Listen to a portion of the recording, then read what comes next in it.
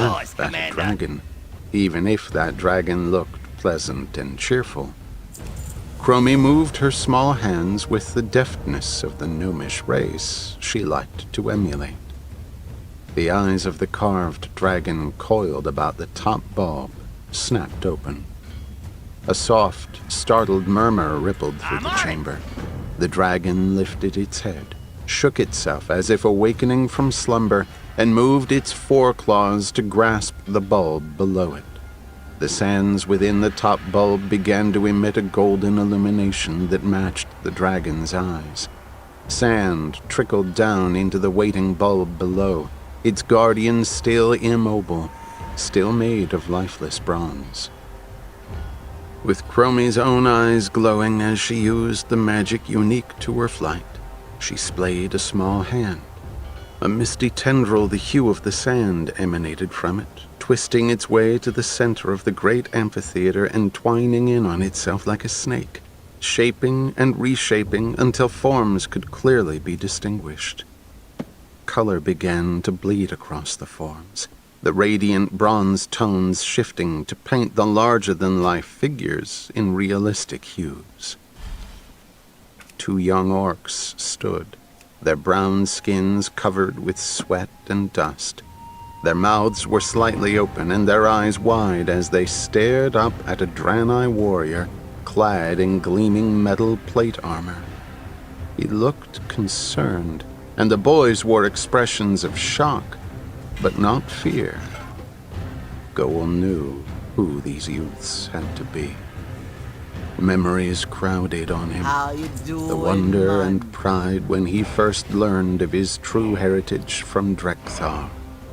The joy of meeting his parents in one of the alternate histories of a malfunctioning timeway, and the heart-cracking anguish of being forced to watch them die. Now, as a parent himself, his gaze roved hungrily upon the boyish features of his father. And as he turned to reach out to hold his own son close, he saw that Agro was already moving to place Durak in his arms. Their eyes met and locked in a moment of wordless love and understanding. Then Goel, cradling Durak, looked back at the tableau. "Prophet," said Tyrande, "can you tell the court what we are seeing here?" Velen sighed, and his shoulders stooped slightly. "I can," he said in a melancholy tone, "though I did not witness this moment myself. I recognize all 3. "And who are they?" "The Draenei was a dear friend. Restalan, the captain of the Telmor Guards. The young orcs are Orgrim, later known as Doomhammer, and Duratan, son of Geralt." Were such interactions common? Velen shook his head, his tendrils moving with the gesture. "No, this was a first. We traded with the orcs, but had never met their young ones." "And what happened to lead up to this?" "The boys were fleeing from an ogre, and a group of Draenei came to their aid. My captain of the guards, Restalan, was impressed that they were from different clans, yet were friends. We knew enough of their ways to know this was unusual. It was too late for them to travel home safely, so Restalan sent runners to notify their clans and invited them to stay as our guests until morning. He thought I might be interested in meeting these 2. I was. I had dinner with the young orcs and found them to be intelligent and of good character." Goel remembered Drekthar telling him of this meeting. The old orc had not witnessed it personally, but he had been told of it. He was glad Drekthar was not here to relive this moment from the past, before so much darkness had come. "The city you speak of, Telmor, was it easy to find?" "No," Velen replied. It was hidden by both magic and technology. The boys would never have found it had we not made them welcome. May it please the court, I would like to present the second vision of Velen. Tyrande nodded to Chromie. Chromie, her hands looking as if they wore gloves of honey-colored light, gestured. The scene before them dissolved, and another one appeared. The sands of time in the hourglass again began to fall, grain by glowing grain, and before Goel's eyes, a second tableau came to light. Here we are, the image of Restalan said. He dismounted from a cobalt-coated talbuk and knelt on the earth, moving aside some leaves and pine needles as if looking for something. His questing touch uncovered a beautiful green crystal, and he placed his palm gently upon it. Kela men Samir, Sole Lamakal. The forest around them began to shimmer. For an instant, Goel wondered if the vision of time might be malfunctioning, then realized the figures themselves remained steady. The young Duratan gasped. The shimmering increased, and then suddenly, where there had once been dense woodlands, there was now only a large paved road that led up the side of the mountains. We are in the heart of ogre country, though it was not so when the city was built so long ago, Restalan said, rising. If the ogres cannot see us, they cannot attack us. But how? Asked Duratan. A simple illusion, nothing more. A trick of the light. The eye cannot always be trusted. We think what we see is always real, that the light always reveals what is there the same way at all times. But light and shadow can be manipulated, directed by those that understand it. In the speaking of these words and the touching of the crystal, I have altered how the light falls on the rocks, the trees, the landscape, and so your eye perceives something entirely different from what you thought was there. Restalan chuckled warmly. Come, my new friends. Come where none of your people have ever been before. Walk down the roads of my home. The scene froze, then disappeared. The grains in the top half of the hourglass ceased to fall. The bronze dragon resumed its original pose and, closing its glowing eyes, returned to the state of a simple ornament. The one curled about the bottom bulb, however, awakened and stretched, then placed its own claws protectively around the bulb it was designed to guard. Restalan revealed to Duratan and Orgrim the secret of how the Draenei protected their city. Did the two boys keep that secret? Tyrande quietly asked. Goel knew the answer. No, Velen responded, pained. What happened? Velen sighed deeply. He looked over to the horde side of the arena, searching out Goel. When the prophet spoke, it was as if he were speaking only to the son of the little boy he had once made welcome, not to a raptly attentive audience. Years later, the orcs were deceived by Ner'zhul, and then betrayed by Gul'dan. I truly believe that Duratan felt great remorse over. Tyrande smiled gently, even as she cut him off. Your compassion does you credit, Prophet, but please, simply state the facts as you know them. Agra looked stricken and angry. She will not even let him speak what is in his heart. Why does Bane not protest? Bane stayed silent, though his ears were flat, betraying to Goel his dislike of the proceedings.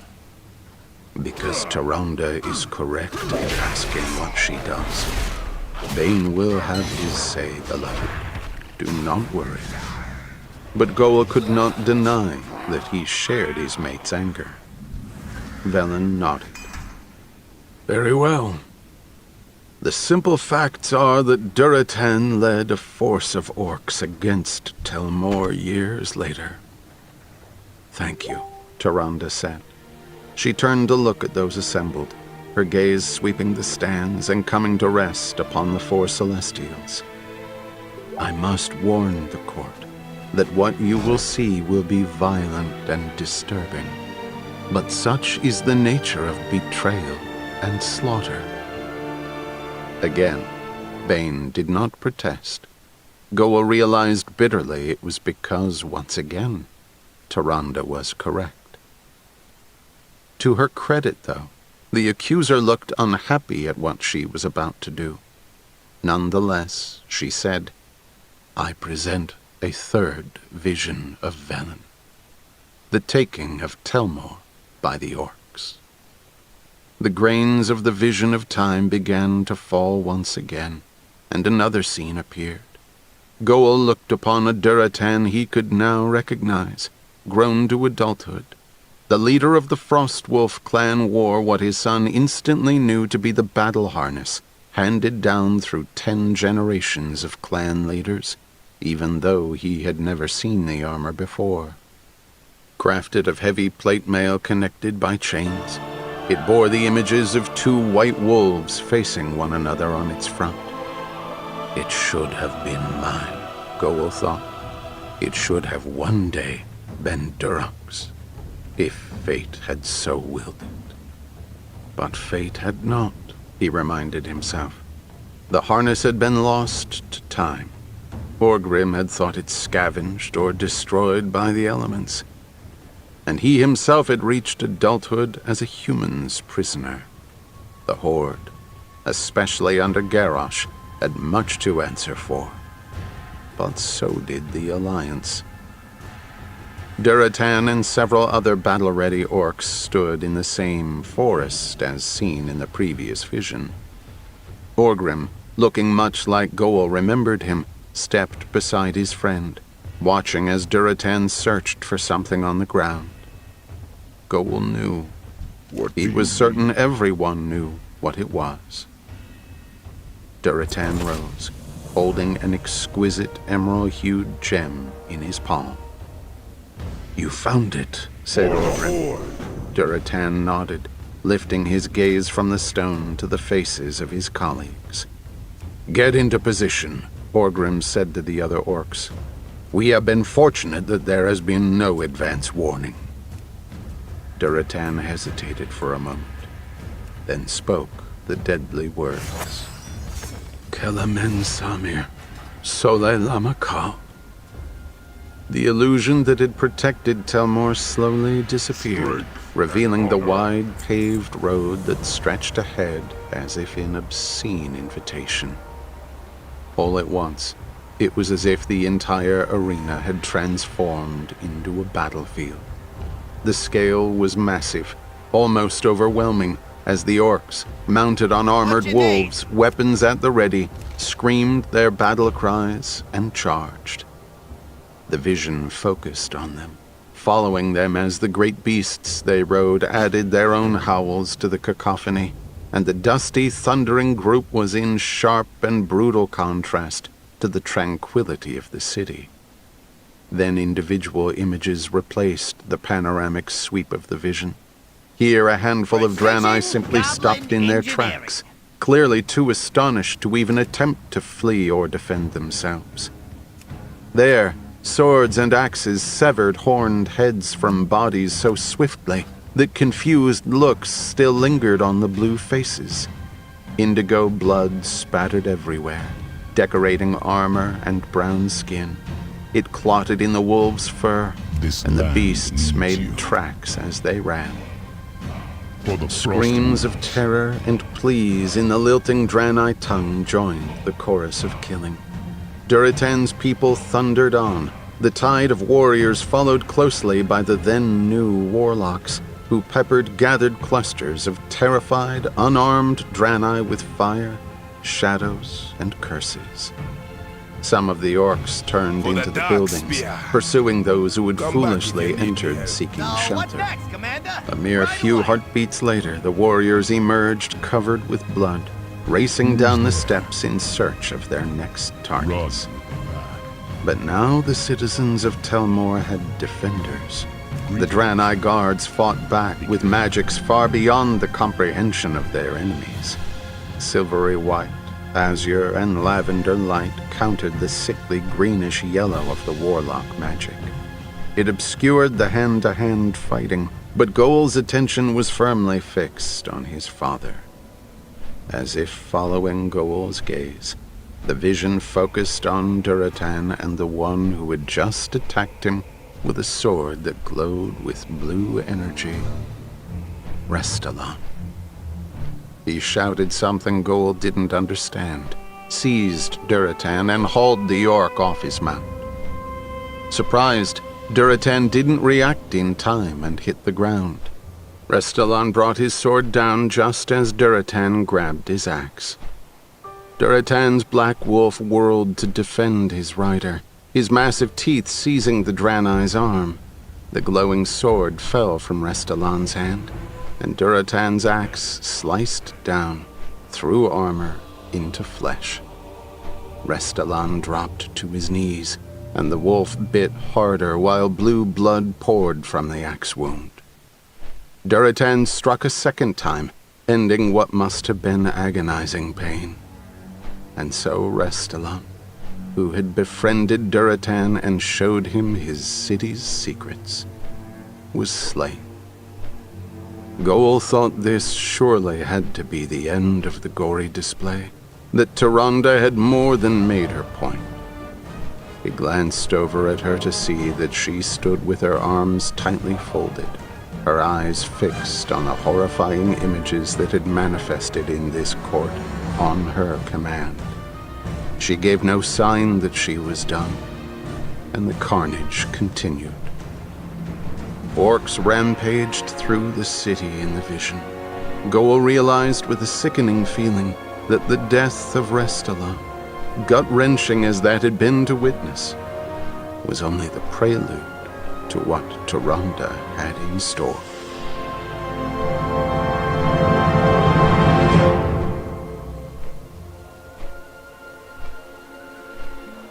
Eight.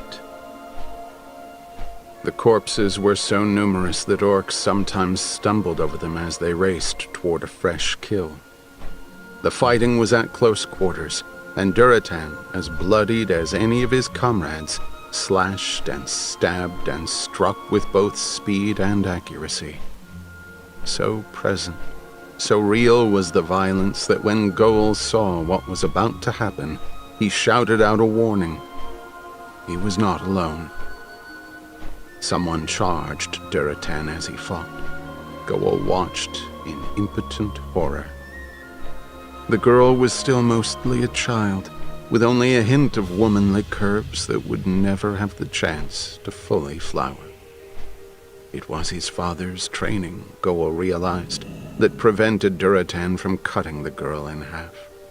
Goal knew the effort and skill it must have taken, could feel his own muscles tighten in empathy as Duratan twisted the axe's arc. The girl had no such qualms, and threw herself at the massively armed and armored orc, beating at his leg with her clenched fists and nothing else. Her defiance as she flung herself into a path she had to know was fatal was perhaps one of the most courageous things Goal had ever seen. But Duratan did not strike down the Draenei child. Goal knew that he never would. But another did, and Goal felt the sting of tears of shocked outrage as the girl stopped, her glowing eyes going wide, her open mouth gushing blood. She had been run through from behind. Her killer shoved the spear to the side, and the body was forced to the earth. He put a foot on the girl's still twitching corpse and tugged his spear free, grinning up at the sickened Duratan. "You owe me one, Frostwolf," the shattered hand orc said. The scene froze, lingering on the sight of the murdered girl and then faded. In his mind's eye, Goel saw another scene play out, one he had himself experienced. He had only recently escaped from beneath the boot of his master, Aedelus Blackmore, and was being tested by the Warsong clan. A human boy had been brought before him, one even younger than the tragic Draenei girl. "You know what this is," Iskar had said. "They are our natural enemies. Kill this child before he grows to be of an age to kill you." "He's a child." A terrified little boy, nothing more, and Goel's heart raced at the memory. "If you do not, you may rest assured that you will not leave this cave alive." "I would rather die than commit such a dishonorable atrocity." And Hellscream, Grom Hellscream, the wildest, most vicious of the orcs, the father of Garrosh, had stood by that decision. "I have killed the children of the humans ere now," Grom had said to Iskar. "But we gave all we had fighting in that manner, and where has it brought us? Low and defeated. Our kind slouch in camps and lift no hand to free themselves, let alone fight for others. That way of fighting, of making war, has brought us to this." Tyrande was doing exactly what Agra and Goel had feared, taking the truth and twisting it. This cold-blooded murder of a little girl was not who the orcs were. But there was no reprieve from the horror. Almost immediately, another scene appeared. It was clear that this was some time later that same day. The orcs were covered in gore. The once beautiful rooms in which they now stood had been savaged, littered with broken chairs and other objects. "What of any Draenei we find alive?" a voice asked of Duratan. "Kill them," Duratan said in a rough voice. "Kill them all." The scene froze, then slowly faded.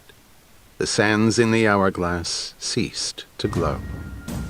"No further questions, Lord Shu." And Tyrande, head held high, jaw set in barely concealed anger, took her seat in an amphitheater that was filled only with stunned silence. Anduin stared, his mouth open in shock. He knew about this part of history, of course. Many did, to some extent, and living with the Draenei as long as he had, Anduin had learned more than most. But he now realized how very much the Draenei had spared him by choosing not to reveal their personal stories about that dark day. His hands were clammy with sweat, and he found they trembled. Velen looked older, sadder, and Anduin understood that even now the compassionate prophet was grieving for both the fallen Draenei and the orcs who had butchered them. Anduin had lived among the Draenei long enough to understand that. The victims had died innocent. The orcs had to live with the consequences of their actions. "I would spare you war if I could, my son." Anduin looked up at his father. Varian's face showed grim sympathy. "It is an ugly thing, and what we have just seen is war at its worst." Anduin's mouth was too dry for speech, so he could not counter his father. He agreed that war was ugly, but what they'd just witnessed was not war. War was between two sides, matched, armed, prepared. What had happened to Telmor could not be graced by that name. It was nothing more and nothing less than a slaughter of innocents. Still somewhat dazed, the prince looked over at the horde section. None of them, not even the orcs, seemed pleased by what they had seen. It was not necessarily the violence that disturbed them, but that there was no glory there. Anyone could butcher an unarmed populace. Bane waited for a moment, then rose with deliberation. He inclined his head in a gesture of respect. "I am certain that what you just witnessed was painful to you, Prophet, and I regret that the accuser deemed such a gratuitous display necessary." "With respect, I protest," shouted Tyrande. "I agree with the accuser. The defender will refrain from telling the witness what he is thinking." "Certainly, Vashwa. It was wrong to assume. I apologize. Can you please tell us what you did think of what we just saw, Prophet?" "There is no need for an apology. If you put words in my mouth, Chushao Bloodhoof, they were only the words I would have chosen," said Velen. "It was indeed painful to behold." "Can you tell the court what exactly pained you?" "The needless deaths of innocent people. Children among them, of course." Bane nodded. "Of course. Is that all?" "No. I am also pained to remember that one whose nature was noble and true was compelled to act against it by his superiors," Velen replied.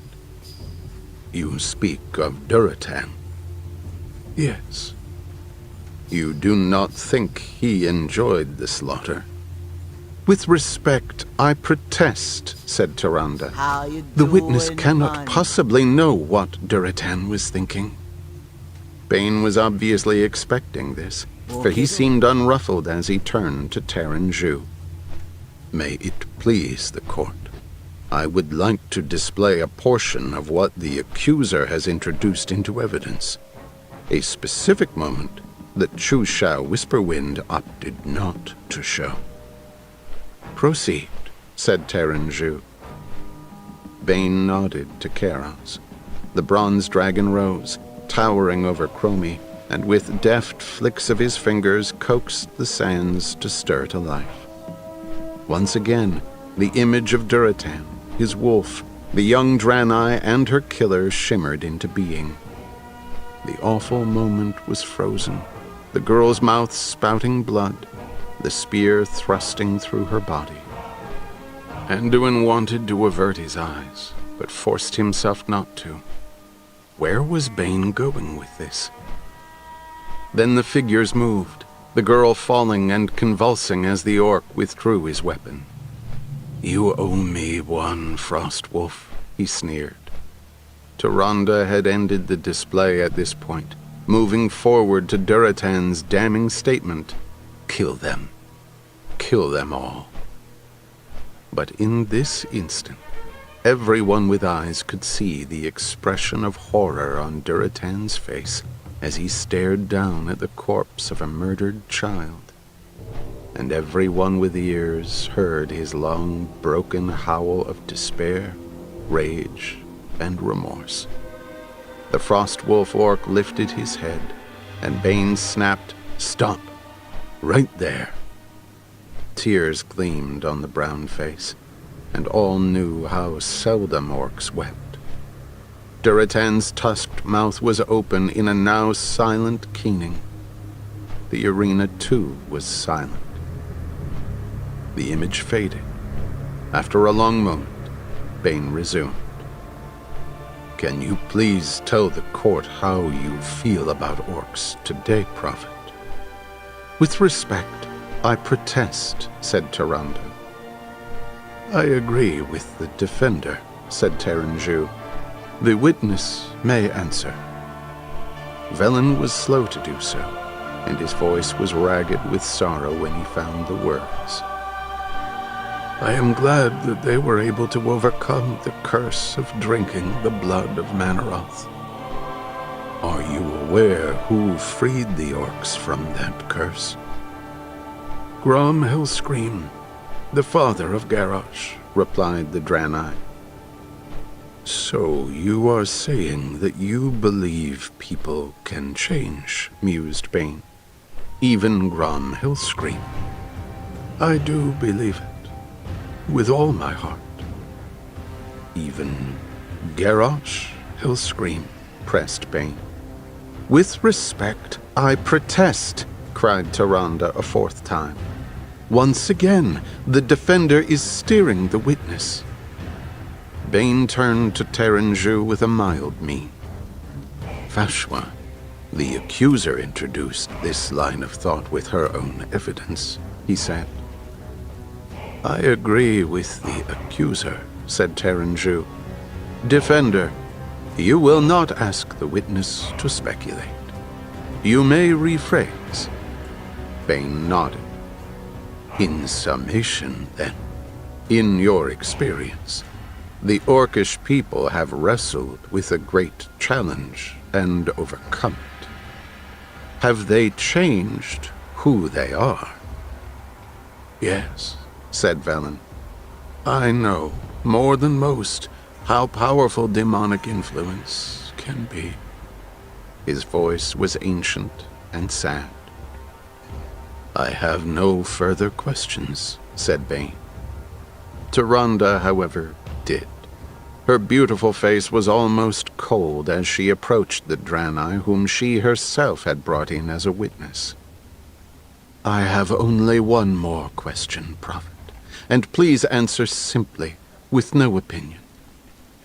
Had Duratan and the others partaken of Manaroth's blood when they descended upon Telmor? No, the Draenei replied. Their minds were their own. Duratan's mind was his own, his choices his own. The answer was reluctant.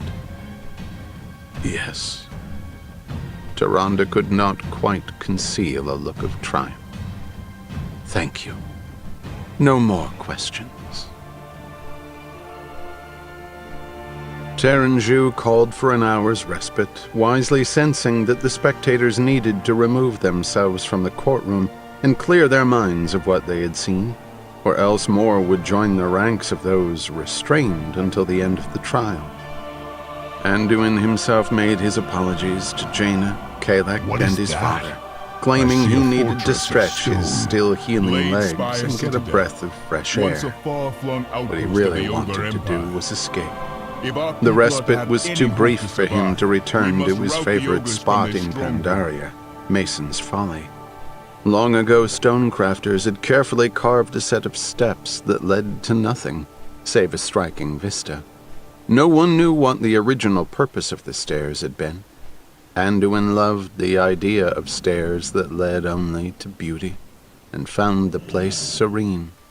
Now he had to make do with a point on the temple grounds, away from the main area. It was a small overlook, an offshoot of the section usually reserved for the monks and Master Lao. For the duration of the trial, they and the Grummel blacksmith, Black Arrow, had been asked to stay away from the temple during the day, so Anduin had the solitude he craved. The mountain air was bracing and crisp, and Anduin's feet left boot prints in a light dusting of snow. Massive chains encircled the vista point to protect the unwary from falling.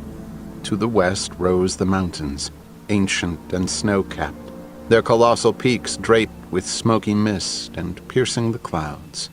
To the east, Anduin saw two of the smaller pagodas, embraced by cherry trees and guarded by a statue of the mighty Shuan. The view directly ahead to the south, like the painting of a true master, contained both the peace of the temple and the vastness of Pandaria. Not for the first time, Anduin experienced a tug of protectiveness, and wondered why a place so alien to him and all he had known felt so much like home. Do you wish solitude, or may I join you? The silky, youthful voice behind him was familiar. Anduin smiled as he turned to Wrathion, standing in the archway. Of course, though I doubt I'll be good company. High Priestess Whisperwind, or should I say, Chushao Whisperwind is certainly starting strongly, Wrathion said, stepping beside Anduin. Hands clasped behind his back, he peered out at the vista as if he were actually interested in the view. Anduin knew better. "That she is," he replied. "And yet, she is telling us nothing new," Wrathion continued. "Everyone already hates Garrosh. Why bring up an event that happened even before his birth? It is a curious tactic." "Not really," said Anduin. "She's showing us that the orcs can't hide behind the 'we drank demon blood' excuse. Garrosh is completely untainted. By that, at least." Garrosh was not untainted by a desire for power, or a callousness toward the suffering of others so all-consuming Anduin couldn't even begin to fathom it.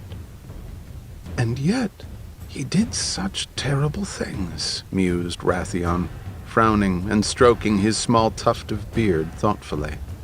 "Still, painting an entire race with so broad a brush will only backfire if she persists.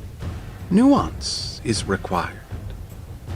"You always think nuance is required." The irritated comment passed Anduin's lips before he could stop it. He folded his arms tightly and shivered. The arena had been warmed by braziers and body heat, and he'd forgotten to bring his cloak with him. He realized, too, that the scene with the murdered girl had unsettled him more than he had thought. Wrathion only laughed, the cold air turning his breath to mist. "That's because I'm right. Nothing is set in stone, Prince Anduin. A race with which one allies today may be an enemy tomorrow." He made an expansive gesture toward the mountains. "Even the earth itself shifts. Fire blazes and then subsides to embers. The air is still and then becomes a whirlwind, and the oceans and rivers never cease their movements. There is no such thing as a hard and fast truth." Anduin pressed his lips together. Wrathion wasn't right. He couldn't be. Some things were universal, unchangeable. Some things were always wrong, like the murder of innocents. "If nothing is solid, how can anything be built that lasts?" Anduin asked. It was meant as a question, but it came out as a weary plea. "There are degrees of solidity," Wrathion pointed out. "While rock and water both can shift if you try to build a house upon them, you are much less likely to end up swimming if you choose the former as your foundation." Anduin was silent for a moment. Thoughts raced through his head. None of them were pleasant, and all of them ran deep. Finally, he turned to the Dragon Prince and asked quietly, "Wrathion, do you think of us as friends?" Wrathion actually looked surprised at the question, and that amused Anduin a little. He tilted his turbaned head to one side and pursed his lips, pondering the query. "Yes," he said at last. "As much as I can have a friend, at any rate." Anduin smiled ruefully at the amendment. "Then, can we just stay here in comfortable silence for a while? As friends?" "In family, there is power." "Why, yes. Of course," Wrathion said. And so, they did.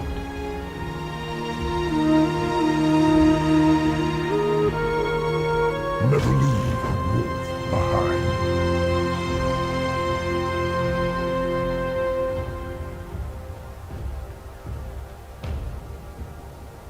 "9. Please tell us your name and your trade," said Tyrande. The second witness she had called was an orc. He was of middling years, stout, with skin that was an unusually pale green. He sported a bushy black beard, perhaps to compensate for a completely bald pate. "I am Corgus, and I grow and sell mushrooms in Orgrimmar." "What is the name of your shop, and where is it located?" "It's called Dark Earth, in the Cleft of Shadow." Tyrande began to walk, or rather glide, So elegant were her steps. Her arms were folded, and a furrow of concentration marred her high forehead. Dark earth, she repeated in an overly dramatic intonation. Cleft of shadow. Sounds rather ominous. Or maybe forbidden. Something that might attract unwanted attention from the war chief, perhaps. Her voice was almost, but not quite, confrontational, and Corjus bridled. My mushrooms have graced the tables of 2 war chiefs, he snapped. That is the only attention I have had from them until recently. May it please the court, I would like to show the jury this event that Corjus speaks of. Once again, Chromie activated the vision of time, and an image of Corjus, kneeling and harvesting mushrooms, appeared. He was facing away from the door, intent on his work, and did not see the visitors lifting the curtain. Even so, perhaps sensing them, Corjus frowned and turned. Stop here, please, said Tyrande, and Chromie halted the scene. Corjus, can you please tell us who these orcs are? I only knew one by name, but they were all members of the Korkra. The Blackrock Orc, the one with 3 fingers on one hand and that scar all across his face. That is Malkorak, or was at least. The identification was necessary only as a formality. Most of those assembled recognized the late leader of the Korkra. Gray-skinned and covered with red war paint, Malkorak, for many, had come to epitomize the worst of what the Blackrock orcs were known for. Oh yes, he was recognized and despised. Thank you. Chromie, please continue. Read this sign, said the image of Corjus. The shop doesn't open until tomorrow. His hand tightened on the small knife he had been using. We're not here for mushrooms, Malkorak said, his voice soft. He and 4 other orcs moved into the shop. One of them drew the curtain. We're here for you. Only now did Corjus look uncertain. What have I done? He asked. I am a fair merchant. There can be no complaints against me. War Chief Garrosh himself eats my crop. It is because of the War Chief that we are here, Malkorak said, advancing one step, then another. Corjus stood his ground. You speak against him so. Perhaps one day your mushrooms are not so carefully harvested, eh? Understanding dawned, and Corjus scowled. The Horde is not made up of slaves. Each member is of value. I can speak against my war chief's decisions without conspiring against him. Malkorak exaggeratedly tilted his head and tapped his chin, as if actually considering this. No, he said. I don't think you can. He seized the mushroom grower's wrist in his 3-fingered hand. Even maimed, Malkorak obviously had a powerful grip, for Corjus dropped the knife and gasped. Casually, clearly relishing his task, Malkorak wrenched his victim's arm backward. It broke with an audible snap. The other 4 rushed in, perhaps fearful of losing their own chance for sport, laughing cheerily as if they were indulging in a drinking game, rather than pummeling an outnumbered opponent into a pulpy mass. They used only their fists, and went for what would hurt rather than what would kill. The face, legs, and arms. One of the Korkron landed a solid punch, and Corjus's nose crunched, spraying blood and mucus. His head snapped back and teeth flew at a second punch, and when the overzealous orc went for a third, Malkorak stopped him. If we kill him, he can't show people how afraid he is, the leader of the elite guards reprimanded. Corjus lifted his chin and watched the vision display his own beating with a steady gaze. As well he might, though the fight was 5 highly trained Korkron against 1 shopkeeper. Corgus held his own for several minutes before, inevitably, he dropped to his knees. His face was hardly recognizable, and he breathed in sharp, pained gasps. One final kick sent him curling up tightly, but even then he resisted crying out. The Corcron were barely winded and clapped one another on the back as they left. When they were gone, Corgus lifted his head, spat blood and more teeth, and fell unconscious. The scene faded. Corgus was now breathing quickly, angrily. Tyrande resumed her questions. Corgus, to the best of your knowledge, was this attack on you by the Corcron the only one of its kind? No, the orc replied. There were others, beaten as badly as I or worse. You were extremely badly beaten, said Tyrande. It is a wonder you did not die. With respect, Bane began. I withdraw the last comment, Lord Zhu, Tyrande said, interrupting the defender with a look of weary patience. Please tell the jury what you mean by, or worse. I refer to the explosion at Razor Hill Inn a while ago, Corgus replied. Razor Hill is not exactly known for its decorum, Tyrande said, and chuckles ran the length of the auditorium. Surely violence there, even an explosion, could be explained away by disgruntled customers, not the Corcron. Despite the amusement displayed by the audience, Corgus's expression stayed somber. I was there. I was at the inn in order to avoid Orgrimmar as much as possible, so that I would not run into Malkorak. He laughed shortly. Ironic, isn't it? He came in and started to threaten a Forsaken and a Blood Elf. Corgus looked uncomfortable. I left once they arrived, unnoticed. I was lucky. Really? He threatened them, physically or verbally. He tried to intimidate them, at least in the beginning. I don't know what was said later. Tyrande nodded. Chromie, if you please, let us see for ourselves exactly what happened. Anduin had never been to the inn at Razor Hill, and saw nothing in the scene before him to make him want to have visited before it had been destroyed and rebuilt. It was dark, raucous, filthy, and likely foul-smelling. He noticed the bronze dragon Karaz hiding a smile at some of the reactions that this particular tableau engendered. Nonetheless, it seemed to be a boisterous place of good cheer, until the Corcron entered.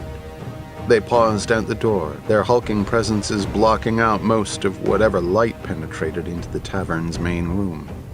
Two patrons, a Forsaken and a Cinderai, were drinking together, but looked up at the newcomers. Pause, Tyrande said. These two Horde members are Captain Frandis Farley and Kelantir Bloodblade. Captain Farley was sent by the Lady Sylvanas to command the Forsaken units that would serve under their war chief. The Blood Knight, Bloodblade, had previously served under Ranger General Halderon Brightwing. Both, by all accounts, fought well in the battle against Northwatch Hold. Anduin glanced over at the Horde area. Both Sylvanas and Halderon were leaning forward. Anduin had not heard of either Farley or Bloodblade, but judging by how their leaders reacted to their images, the two were held in high regard. Bloodblade had hair the color of the sun, and skin so pale as to look untouched by it. Even off duty, she kept pieces of her armor on.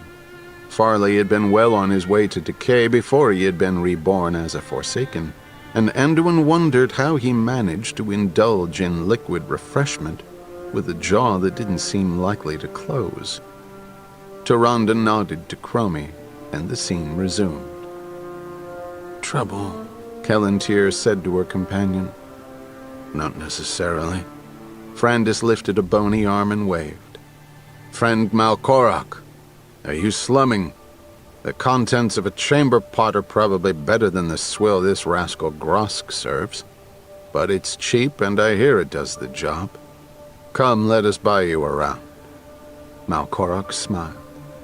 Anduin didn't like the look of it, and if her expression was any indication, neither did Kelantir. Grosk, drinks all around. The Black Rock Orc clapped Frandis on the back so hard the Forsaken nearly fell forward on the table. I might expect to find Tauren or Forsaken here, but I must say, you look sorely out of place. He looked right at Kelantir as he spoke. Not at all. I've been in worse places than this, the paladin said, narrowing her eyes at Malkorok while the innkeeper, presumably the rascal Grosk, served them. Perhaps, Malkorok said. But why are you not in Orgrimmar? Iron allergy, Kelantir said. Despite the tension, Anduin grinned. He liked this Kelantir. She was brave. It was the sort of thing his friend Eren, a gutsy dwarf, lost to the upheaval of the cataclysm, might have said. Malkorok seemed taken aback at first, then laughed. It does seem that you and several others prefer more rustic environments. Where is that young bull Bane and his toady Vol'jin? I had hoped to speak to them. All eyes went to the new war chief and the defender. They, of course, were seeing this for the first time, like most of those present, and looked slightly startled at the blatancy of the insult. I have not seen them in a while, said Kelantir. She plopped her boots up on the table, keeping her gaze steady. I do not much involve myself with the Tauren. Really, replied Malkorok. Yet we have witnesses that put both you and Frandis right in this very inn just last night, in close conversation with both the Tauren and the Troll, among others. They reported that you were saying things like, Garrosh is a fool, and Thrall should return and kick him all the way to the Undercity, and it was cowardly to use the mana bomb on Theramore. And the elements, another Kor'kron added. Yes, the elements. Something about how it was too bad Cairn hadn't killed him when he had the chance, because Thrall would never utilize the elements in such a cruel and insulting fashion, Malkorok continued. Kelantir's beautiful face was frozen. Frandis Farley dripped ichor on the table, holding his mug. But if you say you haven't seen Bane or Vol'jin recently, then I suppose those witnesses must be mistaken, said Malkorok. Clearly, said Frandis, recovering. You need better informants. He turned back to his drink. We must, Malkorok said agreeably. For it's obvious to me that neither of you would ever say such things against Garrosh and his leadership. I'm glad you understand that, said Frandis. Thanks for the drinks. Can I buy the next round? No. We had best be on our way, replied Malkorok. See if we can find Vol'jin and Bane, since, unfortunately for us, they are not here. Fortunately for them, Anduin thought. Their Loa and Earth Mother must have been keeping them safe. Malkorok rose and nodded. Enjoy your drinks, he said, then exited the inn with the other Kor'kron. That was far too close for comfort, Kelantir said, exhaling in relief. Indeed, said Frandis. For half a moment I expected to be arrested, if not outright attacked. Kelantir looked around. That is odd. Grosk is gone. Frandis brought his jaw back into position for a frown. What? With such a crowded inn? He should be hiring more help, not skipping out with several thirsty customers waiting on him. And as the two locked gazes, Anduin knew. The hair at the back of his neck rose, and he wanted to shout out a warning. But this was not the present. It was the past, and it was too late. Had already been too late by the time Farley and Bloodblade had realized what was going on. The ill-fated pair leaped to their feet and raced toward the door. Ice crackled up to stop them in their tracks, and the scene went white. The sound of an explosion echoed through the hall, and then the vision disappeared. Tyrande stood in the center of the arena, looking up at where the Celestials sat. It was hard to read them from this distance, but Anduin, who knew at least Chiji well, knew that they had to be as distressed as anyone present. The Night Elf opened her mouth, as if to say something to the jury, then seemed to think better of it, shaking her head. She did not have to explain what exactly they had just seen. They all understood. No further questions, Fashwaju. And she walked back to her chair in a huge coliseum, filled with total silence.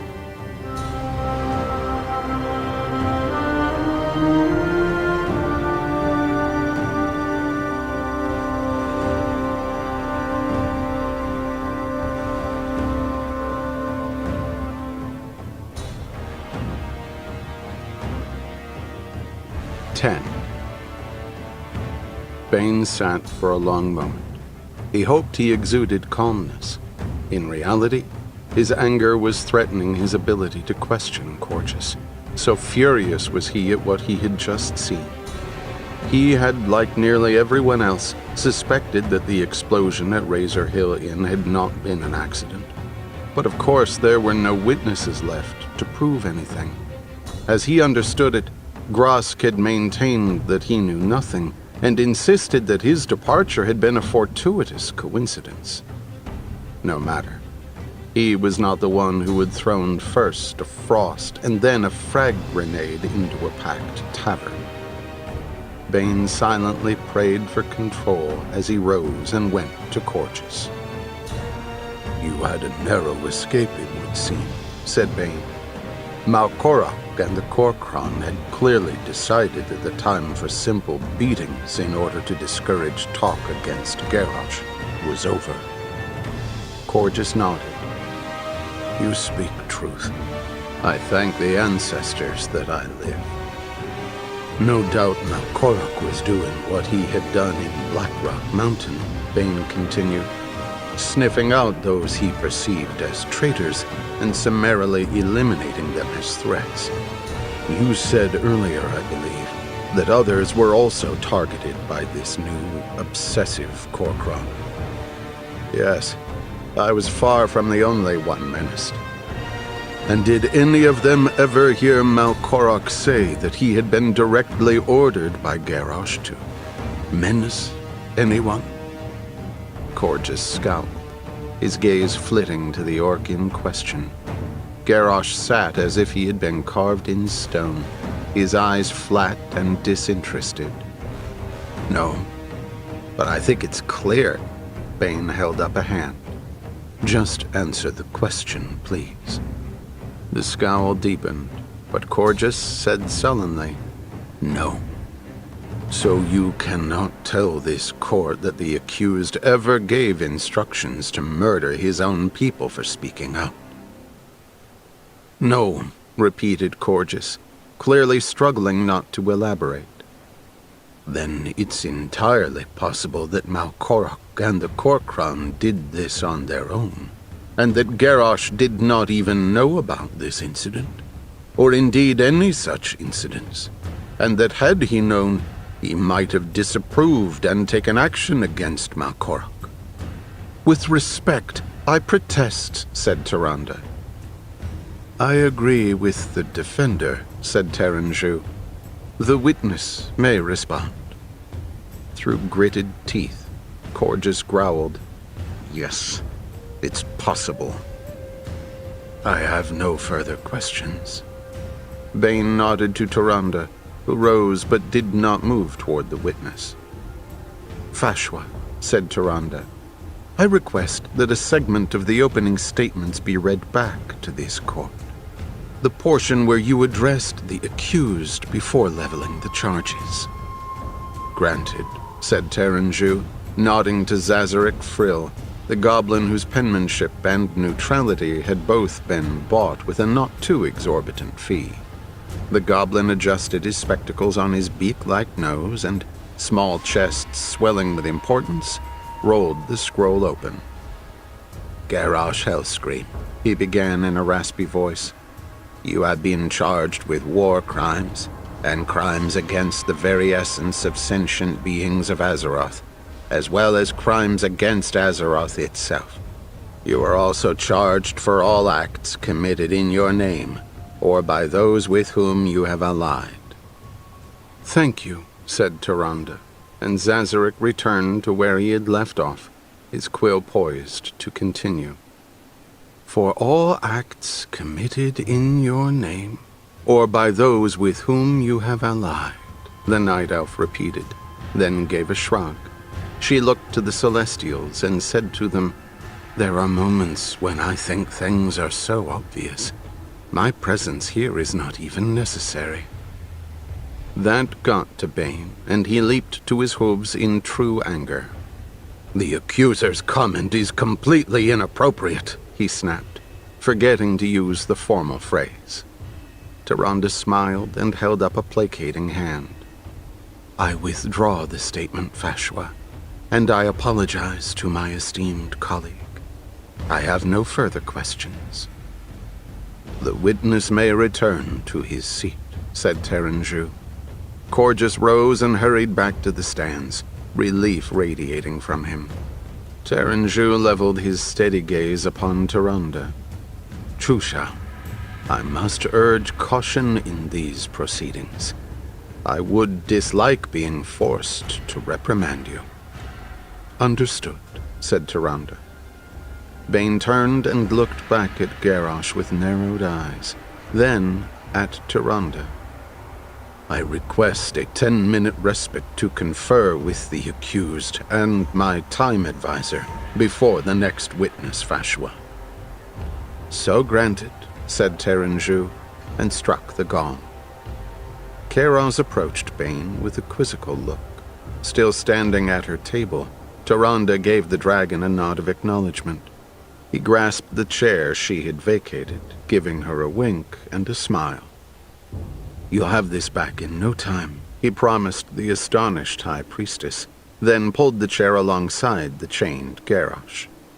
Bane said irritably but quietly, "Tyrande won't forget that." "I don't intend her to," said Kairos, keeping his voice equally soft. "By my reckoning, and I am always right about such things, we now have only 7 minutes and 18 seconds. Please speak, Chusha." The Tauren needed no further urging. He turned his attention full upon Garrosh, his nostrils flaring. "What in the name of the Earth Mother are you doing, Garrosh?" "Me?" Garrosh chuckled. "Why, nothing at all." "That is precisely what I mean. You are showing no remorse, no reactions, not even vague interest in these proceedings." Garrosh shrugged, and his chains jingled with an incongruously bright sound. "That is because I have no interest in the proceedings, Chusha." Bane swore softly. "Do you truly desire execution, then?" "Execution? No. Death? If I were to die in glorious battle against the likes of this priestess charged with damning me, yes, I would most assuredly wish that. Your odds of being released and permitted to fight again decrease with each passing moment that you sit stoically in this chair, doing nothing to help your cause," Bane warned. "I am no youngling to be told bedtime tales, Bloodhoof," Garrosh said. "I will never be permitted another battle, were I as long-lived as this bronze worm." "Life is full of surprises," Karaz said unexpectedly. "But I will say, you certainly don't see battle if your head is on a pike like a skewered peanut chicken, being happily passed around from the gates of Stormwind to Orgrimmar and back again." With the minutes ticking away, Bane sat for a moment, wrestling with his conscience. If Garrosh himself did not care what happened to him, why should he? "Surely honor is being satisfied," Bane thought. "No one can say that I did not try to defend him well. And what if he is reprieved? What then?" "Chusha Bloodhoof," said Karaz in a warning voice. Bane lifted a hand to silence the dragon. He knew he was defending well, better likely than the orc deserved. But could he meet his father in the afterlife and say, "I have come home, father, and I have done the best I could"? He knew the answer. Bane took a deep, resigned breath and turned again to Garrosh. "Give me something to counter her with, Garrosh. I've had to create my entire case without any help from you." "And you can see how well that's going," said Karaz. Bane gave Karaz a withering glance. "Your confidence," he said, "is inspiring." He turned back to Garrosh. "If you will not talk to me, help me to defend you, is there anyone you would speak to? Some warrior, some shaman who holds your respect?" A strange smile curved around Garrosh's tusks. "Well, Chusha, there is one," he said. Still reeling from Garrosh's completely unexpected request of a confidant, Bane settled in beside the orc a few moments later. Garrosh's earlier smile had faded, and he once again wore the inscrutable mask he had donned for the proceedings thus far. Tyrande was running rampant over anything and everything Bane put forward. There was no one left alive that Bane could use to share the blame for what Garrosh had done, and there were few who would or even could speak well of him. Tyrande's next witness was making his vow to uphold the honor of the court. Bane mused darkly that Karaz's comments were on target. She had called another orc, one whom many present knew and respected, one whom Bane was not looking forward to questioning. Varrock Saurfang. He sat in the chair, his mere presence charismatic and calm. Age spotted his green face, and time and sorrow both had etched deep wrinkles in his forehead and around yellowed tusks. Long white braids draped his still massive shoulders, and his eyes were alert. Bane knew where this would be going, and his ears were pricked forward, hoping to find something, anything he could use that could remotely help Garrosh. "Please state your name," said Tyrande kindly. "I am Varrock Saurfang," he said in a deep voice. "Brother to Broxagar, father to Dranosh. I serve the Horde." Broxagar being one of the great heroes not just of the Horde, but of Azeroth, correct? Saurfang's eyes narrowed, as if he was suspecting a trick. "I, and many others deem him so, yes," he replied. "You yourself are regarded highly in the eyes of your people, and by the Alliance as well," Tyrande continued. Bane could hear genuine respect in the Night Elf's voice. "Many here know of the great tragedy that befell your son."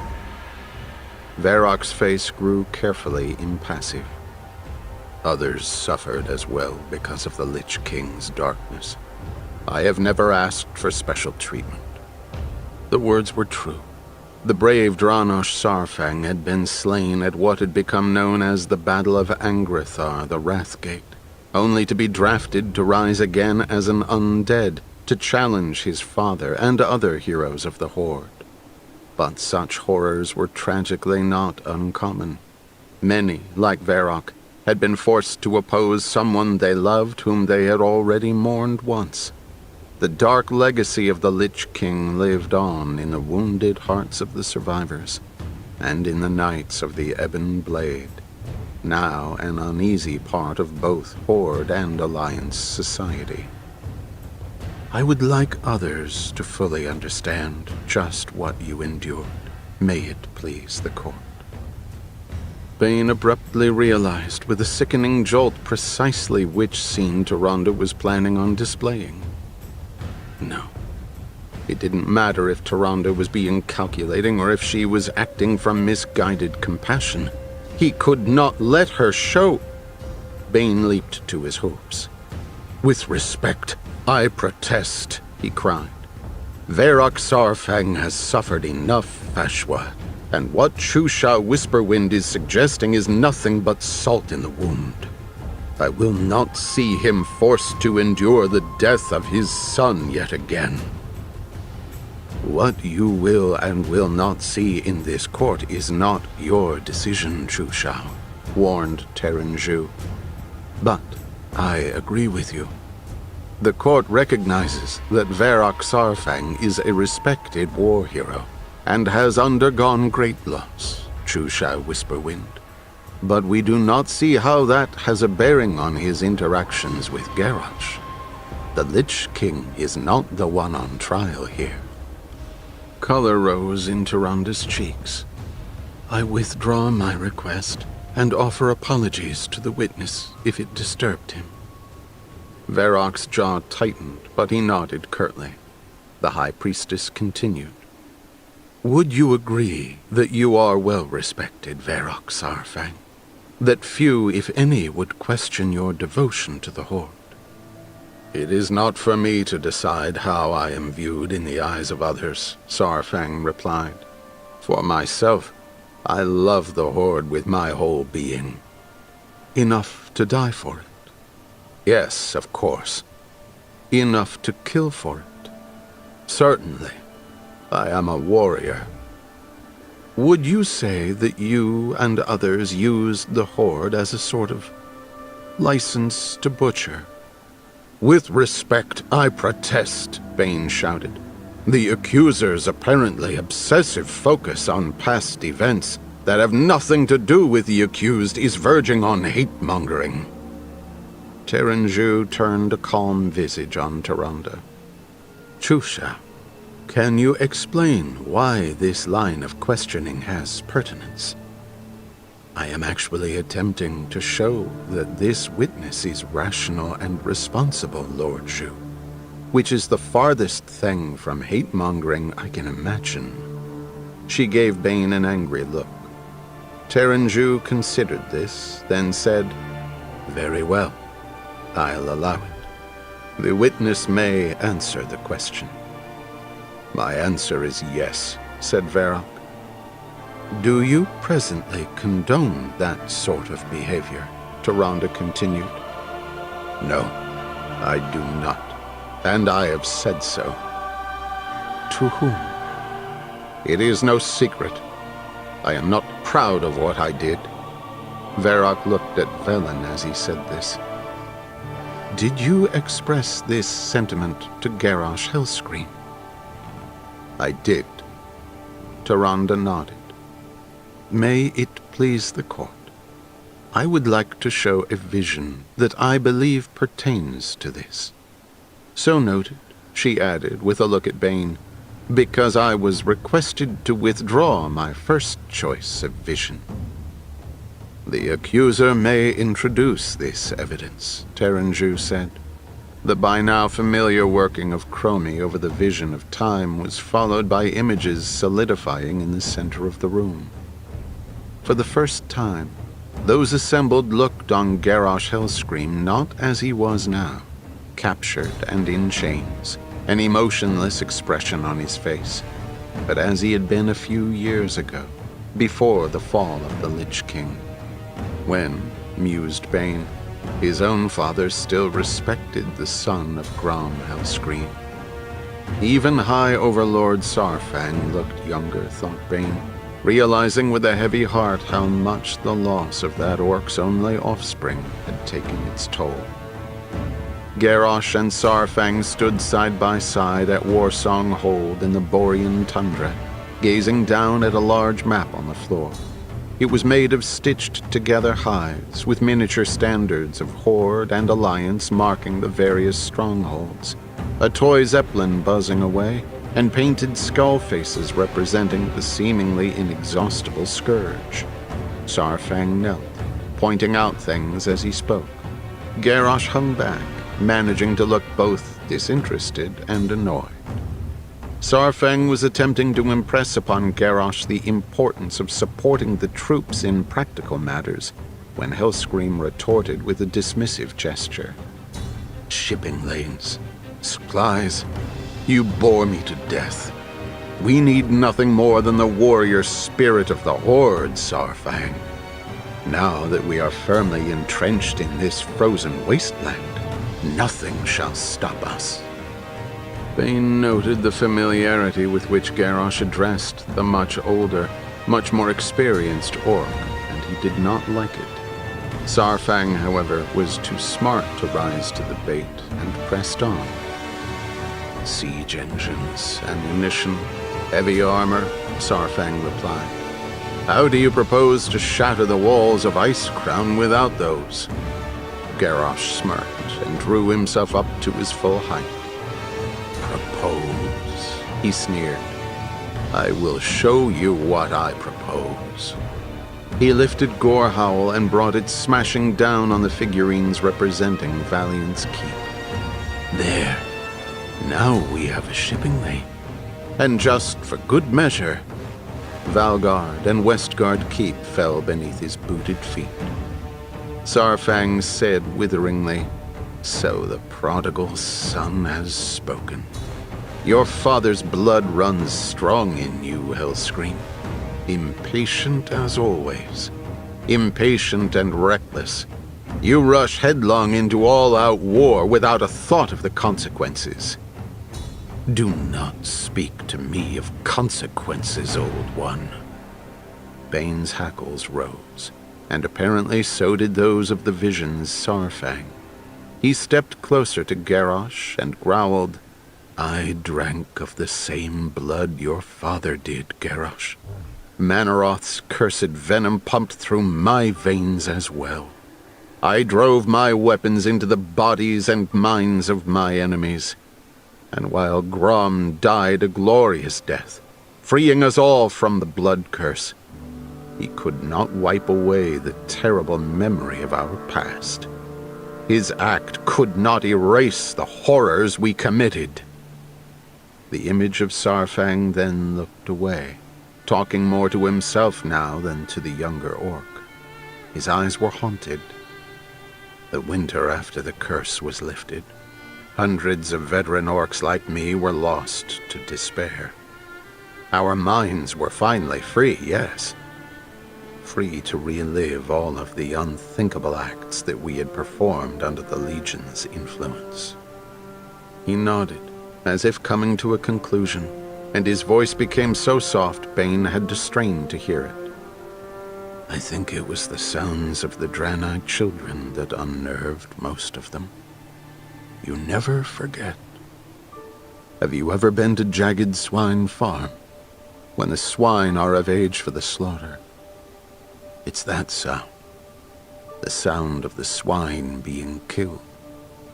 It resonates the loudest. Those are hard times for us older veterans." Velen had closed his eyes. Bane felt the focus in the room shift to the Draenei, and heard some uncomfortable shuffling in the stands. He looked up at the Celestials to see them raptly watching the vision unfold. The image of Garrosh shattered the somber mood with words that made Bane want to throttle him. Words that went directly against what had just been shown with Duratan. "But surely you cannot think that those children were born into innocence. They would have grown up and taken arms against us." To Bane's surprise, Saurfang did not react to the suggestion. Instead, he said in that soft, distant voice, "I am not speaking solely of the children of our enemies." That, at last, seemed to silence Garrosh. He simply stood, looking at Saurfang with a mixture of revulsion and pity. Saurfang shook himself, and when he turned to speak with Garrosh again, his voice was strong and firm.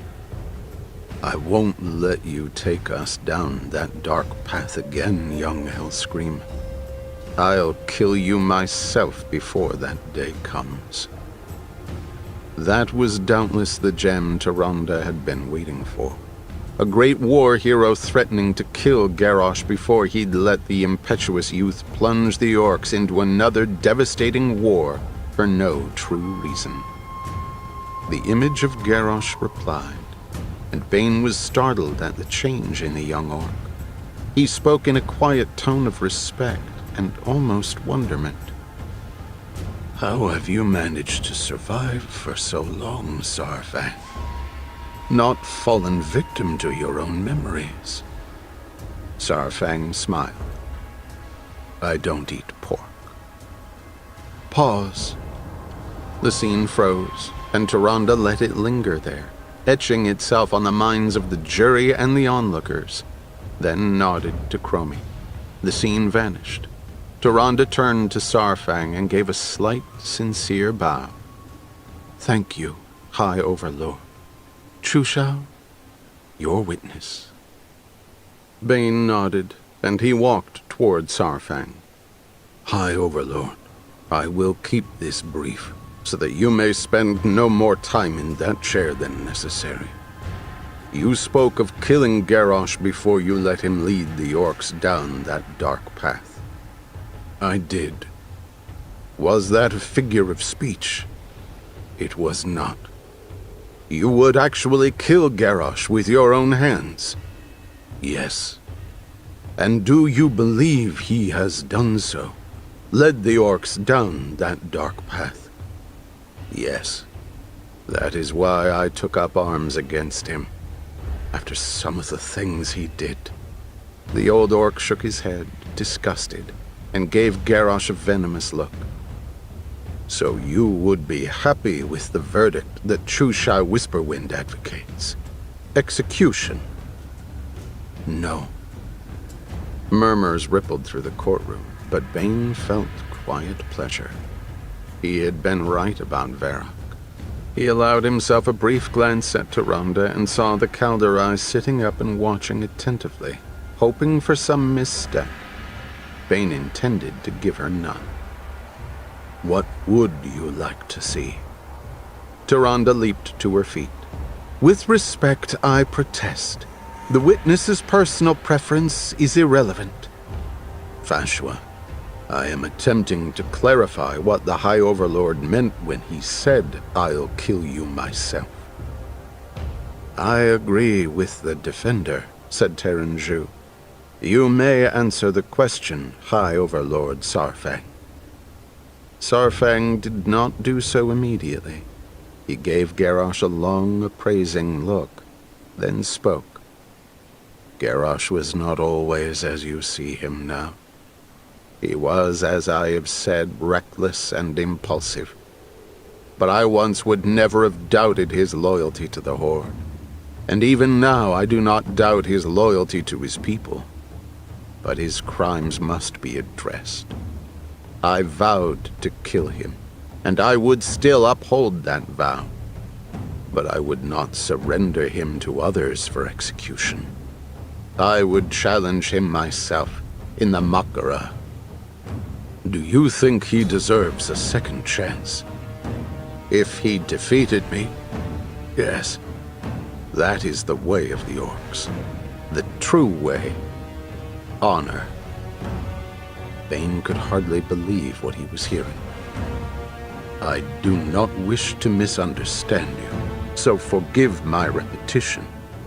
You do not want Garrosh executed by this court, but rather wish to challenge him in honorable combat. And if he won that combat, you would see him forgiven? He would need to earn his reputation back, given that he has ripped it to shreds and trampled it into the angry earth, Sarfang snapped. But yes, if he were a victor, then he should have that chance. He had honor once. He could learn it again. Bane could barely refrain from letting out a shout of delight. This he understood. This he could support, and moreover, it was fair. He thought of his father, dying in the Mak'gora, and how Cairn would have approved, and knew in his heart he was on the proper track. Despite his anger toward Garrosh, Bane was in truth doing the right thing. He gave Tyrande a triumphant look and announced, "I have no further questions." And to his surprised pleasure, neither did Tyrande. When Terenju sounded the gong to close the opening day of proceedings, for the first time since the trial had begun, it looked like Garrosh Hellscream might just, quite literally, keep his head.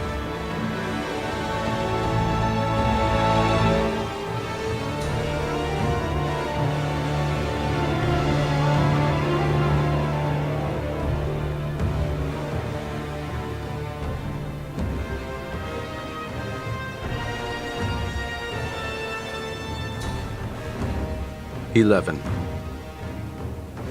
Most would have assumed, when Shokia turned up in Hammerfall, that she was so disheartened at the fall of Garrosh Hellscream that she wanted to return to Orcish roots. To come here, where Orgrim Doomhammer, another great war chief, had been killed, and vanish into obscurity, contenting herself with putting her astonishing sniper skills to work slaughtering enemy trolls and alliance adventurers. Those who assumed that would be wrong. But it was a facade Shokia was happy to maintain. She was not retreating to lick wounds and mourn failure. She was an agent of someone who wanted what she did, a return to the glory of the Horde. Shokia was in deep cover. Hammerfall had become an unofficial refuge for discontents who felt they had no place in the current world, and so her story was not questioned, and she had been content to wait for her orders, enjoying watching the heads of her enemies explode like thrown pumpkins through her scope. Since the trial of Garrosh Hellscream had begun in Pandaria, however, she had grown anxious. When would her ally summon her to the field of battle? What would his instructions be? Who else shared their feelings? "Wait for me to send you orders," he had said in that silky voice. "I will not fail to do so, but only when the time is right." So when Adegwa, the Tauren innkeeper, let her know there was a letter for her, she was hard put to contain her delight.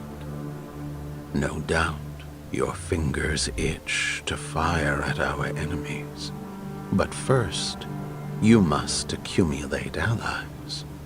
What follows is a list of those who will be helpful. Seek them out, and when you are gathered, I will send you further instructions. Meet the first one today in Dry Whisker Gorge." Shokia had packed her precious rifle, her few other belongings, mounted her wolf, and was at the gorge a scant 5 minutes later. She took up a position overlooking the trail, peering through the scope of her rifle, but did not have long to wait. A black wolf, his pelt sleek and glossy, came into view. His rider crouched low over his back. The cloak hid her face, but billowed out sufficiently for Shokia to determine that her new comrade in arms was another orc female. Slowly, Shokia began to grin. She wondered if she would find out soon enough. The rider slowed, and the wolf began to pick his way up the trail. Without revealing her position behind a boulder, Shokia cried out, "Hail, Wolf Rider! Are you a friend of the dragons? The orc came to a halt and shoved back her hood, revealing her strong face. Under most circumstances, I am no friend to dragons, Zayla, warlord of the Dragon Maw, called back. But this time, yes. Zayla, I had heard you had fallen in battle. I fell indeed, but I lived to keep fighting for our true leader. I came alone as instructed, but what remains of my clan is ready for battle. Then, said Shokia, lifting the scroll, let us gather more allies. Day 2. I summon His Royal Highness Anduin Rin, Prince of Stormwind, to speak as witness. Anduin had been dreading this moment. He'd always resented SI-7's codename for him, the White Pawn, and had no desire to become involved in this case in any fashion, fearing that both sides would use him thus.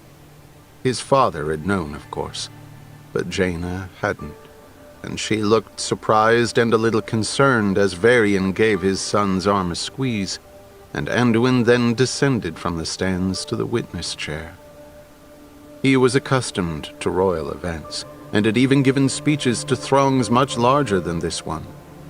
But that was different. In those situations, he was a guest, or an invited speaker, or the respected host.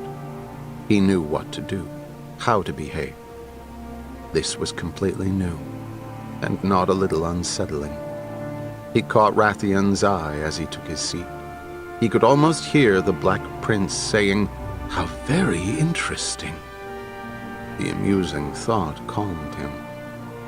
Tyrande gave him a kind smile as she approached. "Prince Anduin," she said, "thank you for being here today." He thought it best not to remind her that it wasn't as if he'd had a choice in the matter, and merely nodded.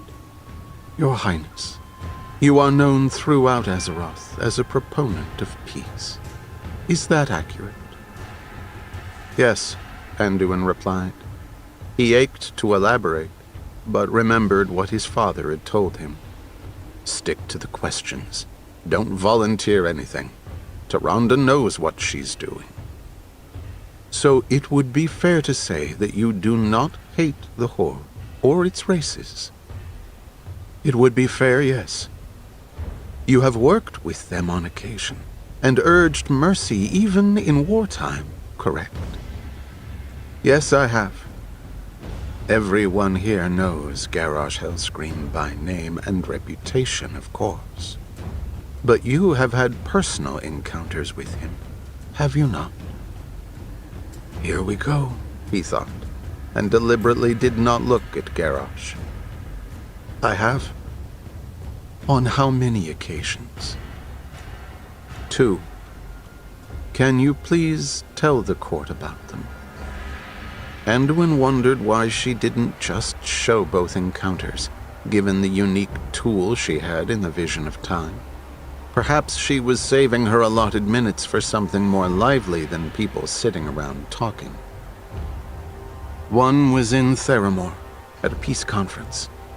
My father, Lady Jaina Proudmoore, and I were there, and Thrall brought Garrosh and Rhaegar Earthfury, and some of the Kor'kron. He hadn't thought about that ill-fated meeting in some time. So many other things had happened. Anduin found himself looking at the chained orc, whose steady gaze made Anduin feel like an insect pinned to a board. Odd. Garrosh was the prisoner, not he. Yet it was Anduin who came close to squirming in his seat. How did the conference unfold? It was a bit of a rocky start, Anduin admitted. But as things progressed, we started to find some common ground. Even Garrosh, can you elaborate as to what you mean by a rocky start? Well, first of all, it was storming, so no one was in a particularly good mood. Everyone brought weapons, for the formal laying down. Who put down the first weapon? I did. My bow. That was the first time I spoke with Goel. Did King Varian and the war chief follow your example? They did. They learned they had more in common than they thought when they sat down to talk. What did Garrosh contribute to these peace talks? Well, he didn't seem to understand that being a leader means sometimes thinking about things that aren't all that exciting. He interrupted when Goel and Father were discussing trade. He kept talking about the Horde just taking what it wanted. Tyrande gave Garrosh a pointed glance. I see. Please continue. Goel and Father were starting to get along when word came of another attack by the Lich King. They agreed it needed to be addressed, but were planning on resuming the conference. But then we were attacked by agents of the Twilight's Hammer Cult. It all fell to pieces after that. Of course, that's just what the cult intended. They broke the attack down by races. The Horde members of the cult targeted the Alliance races of the summit and vice versa. Garrosh was shouting about human treachery. Father mistakenly believed that Goel had hired an assassin, and history documents the rest. Thank you, Prince Anduin. She paced deliberately, her back to him, her face turned to the crowd, peering eagerly down. Anduin, too, glanced up at the spectators and thought again of his father's comment about the gladiator pits. They were hungry for blood, he realized, and the idea both chilled and saddened him. His gaze went back to Garrosh, and there was weariness in the orc's posture that made Anduin wonder if Garrosh was thinking the same thing. And if, finally, he might not want to fight it anymore. I would like to move on to your second encounter with Garrosh Hellscream. He knew this was coming, of course, but was unprepared for the way he responded. It was as if no time had passed, as if only a moment ago the great bell had fallen. He cleared his throat and was displeased that his voice shook slightly when he spoke. It was a few months ago, before... Tyrande turned, smiling gently, but holding up a hand that forestalled further comment. May it please the court, she said. I do not need you to tell it, Prince Anduin. I would like to show it. So that's what she wants to save the vision for. Do you think that's wise? Anduin blurted. Too fresh in his mind was the awful screaming of the divine bell, and the effect that sound had on those with any kind of darkness in their hearts. The thought of replicating that moment horrified him. What if it... Tyrande held up a hand. Do not fear, Your Highness. I understand your concerns. I spoke with Chromie at length about this event, and she and I have already witnessed it. While these displays granted to us through the vision of time are remarkable, seeing and hearing the bell rung in this manner does not have the same effect as actually being in its presence. Thank the light, Anduin murmured as he relaxed, exhaling in relief. His bones ached, abruptly and deeply. Neither he nor his body, apparently, would relish watching the events surrounding the divine bell play out. His palms were moist, and he took a breath to steady himself, whispering a soft prayer. A gentle wave of healing energy washed through him, and the pain subsided somewhat. Now that you have been reassured, Prince Anduin, can you please set up the details of what we are about to see? He licked his lips and glanced up at the Celestials. They did not show any reaction, but simply seeing them was calming to Anduin. Keeping his gaze focused on them and avoiding Hellscream, he spoke. The Mogu created an artifact that Lei Shen, the tyrant known as the Thunder King, called the Divine Bell. Its origins were violent and cruel, in keeping with the discord and horrors it would unleash when it was rung.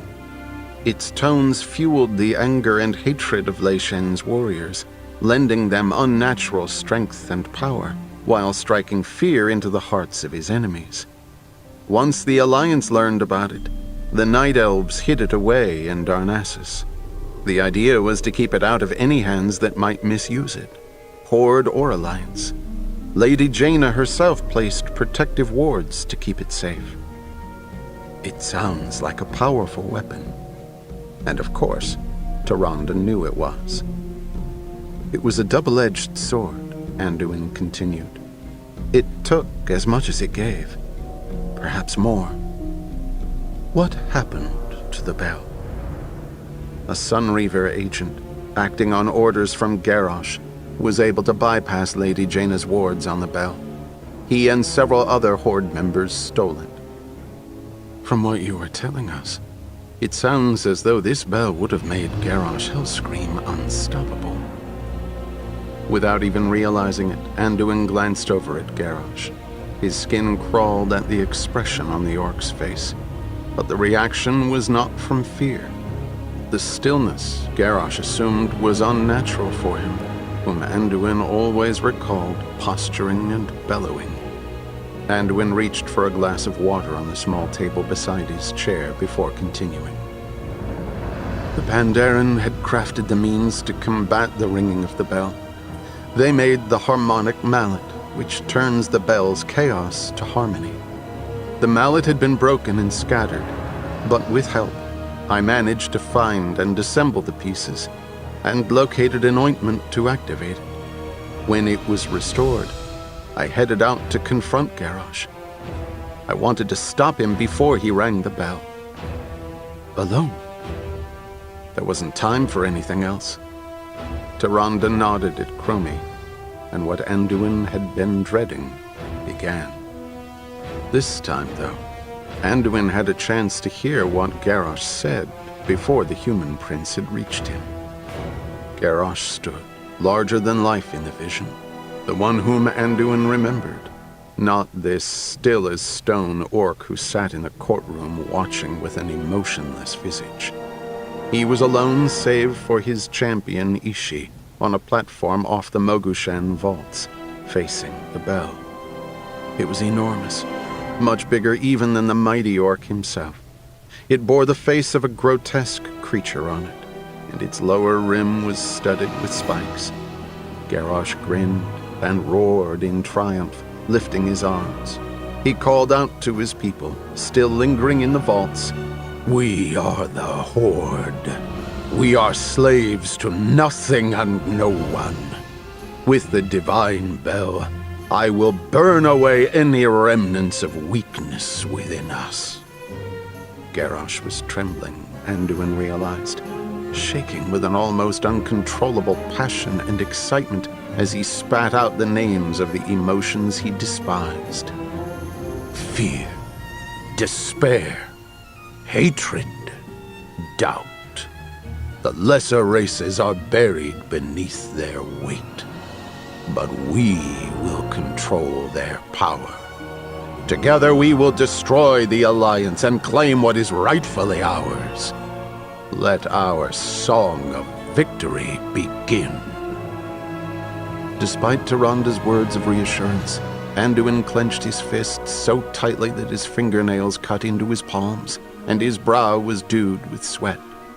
The dark song rang out, but he knew at once that the High Priestess had been right. He heard the awful, discordant cry of the bell only in his ears, not in his heart or his bones. Gratitude left him weak for a moment as he watched and listened. Anduin saw his image race toward the bell.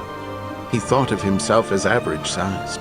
His father, of course, was a particularly large human male, but Anduin had been used to that since his birth. But to see his form standing next to not only the then war chief of the Horde, but also the gargantuan bell made him realize how slender he was. How very breakable. "Stop, Garrosh! You do not know what that bell is capable of." His own voice, firm, certain. Garrosh whirled, saw Anduin, looked past the prince, and then smiled as he realized Anduin was all that stood between him and victory. He threw back his head and laughed. So in the end, it is not Varian but his whelp who comes to face me. You run bravely to your death, young one. Tyrande called, "Stop here," and the scene froze. Anduin blinked, coming back to the present moment. That was indeed exceptionally brave, Your Highness. Not so brave, Anduin admitted. I was scared to death, but I had to stop him, no matter what the cost. Tyrande seemed taken aback, but then she smiled, sweetly, genuinely. "Ah," she said in a kind voice, "to proceed with what you knew was right, even while afraid. That is courage indeed." Anduin felt his color rise, but all he said was, "Well, it's the truth." He couldn't be allowed to continue. Tyrande gave Chromie the signal to resume the scene. "I will not let you do this. I swear to it," the image of Anduin cried out. "Stop me then, human," Garrosh taunted, knowing Anduin couldn't physically prevent him from striking the bell a second time. Couldn't hold back that massive arm, couldn't even reach him or the bell fast enough. Garrosh proceeded to make a mockery of Anduin's threat. Again, the awful sound, terrible in its beauty, rang out, and this time the bell had a victim in Garrosh's champion. Ishi cried out, his body contorting as the dark entities known in Pandaria as the Shah, the very essences of hatred, fear, doubt, and despair, descended upon and into him. Even now, the sound of the orc's anguish made Anduin's heart ache. "This pain!" screamed the orc, who had likely endured more of it than most could ever imagine. "I cannot control it!" Both Anduins, the one in the courtroom and his image, watched, transfixed, as Ishi struggled. No doubt drawn by the screaming, Horde members began to emerge from the depths of the vaults. Ishi charged his own people, who were forced to fight him or be slaughtered themselves. "Pause," said Tyrande. "Prince Anduin, why did you not strike earlier? Or now?" The mallet would only work once. A glancing blow would have wasted my chance. I had to wait till I could strike strongly and true. As for why I didn't do anything here, I didn't know what it would do to Ishi. You were concerned for the welfare of an orc champion. Anduin was puzzled. Why shouldn't I be? Tyrande stared at him for just an instant before recovering. "Continue," she instructed Chromie. Garrosh kept encouraging Ishi to fight, to master, to use the Shah, while Ishi went through every conceivable negative emotion, doubting the Horde's strength, grieving the fallen, fearing his own death, which claimed him soon after. Ishi fell to his knees, his last thought of his duty, gasping, "War Chief, I have failed you." Garrosh went to the dying warrior and said, calmly and brutally, "Yes, Ishi, you have." And suddenly, Anduin was angry. Garrosh had forced the Shah upon Ishi, and both he and Anduin had watched how hard the champion had struggled to dominate things that he simply couldn't. He'd given his life to try to please his war chief, and for all his effort and suffering, he had received the cruelest possible words from Garrosh. Now Anduin did turn his gaze upon the prisoner, feeling his face flush with the emotion, and clenched his jaw when Garrosh, curse him, actually let his lips curl in a tiny smirk of satisfaction. His bones ached. "Your interference has cost me a great warrior, young prince," the image of Garrosh was saying. You'll pay with your life." "That is where you are wrong, Garrosh." Anduin's own voice sounded impossibly young in his ears. He watched himself leap upward. He remembered praying silently with all his being to the light, asking for peace, for this single strike to ring true. The image of Anduin brought down the hard-won mallet upon the divine bell and saw a great crack mar the beautiful and dangerous-looking surface. Garrosh Hellscream reeled backward, stunned, barely able to keep his balance as the sound washed over and through him. The then Anduin turned, and hope shone brightly on his young face. He opened his mouth to speak. Garrosh recovered, growled, "Die, whelp," and charged, not at Anduin, but at the bell, which would never again summon Shah with its call. The bell that fractured and fell upon Anduin in a rain of brass and agony. The bell that shattered his bones, which now ached so fiercely with remembered torment that it was all Anduin could do not to gasp. The next thing he was to remember was waking up in the care of Pandaren monks and his teacher, the kind and wise Velen who had saved his life. What the vision of time now displayed was new to him, and Anduin forced himself to focus on what he was witnessing, rather than the icy cold ache of his body. To his surprise, the vision Garrosh looked distressed, rather than pleased at having dealt a death blow to the son of his great enemy. "There is much I do not know about this artifact," he muttered. "The weak-willed cannot control this Shah energy, but I will master it." No one dared speak to him. Even his own people stood silently by, doubtless wondering what would happen next. Garrosh roused himself. "At least the human prince is dead," Garrosh said. The words bit deep. "King Rin now knows the price of his continued defiance." He waved a hand dismissively, turning inward again, his massive brow furrowed. "Leave me. I have much to think about." The scene faded. Anduin was glad to see the last of it, but Garrosh's words and his expression confused him. He glanced over at the orc, who wore the same expression as he had in the display, a furrowed brow of deep thought, but no hint as to the nature of those thoughts. Anduin gazed into those yellow eyes, and was pulled away from them only by Tyranda's voice. "Trusha, your witness," Tyranda said, stepping back. She bowed to the Prince of Stormwind, and her wonderful eyes were kind. Anduin gave her a ghost of a smile, then steeled himself. It was now Bane's turn to question him.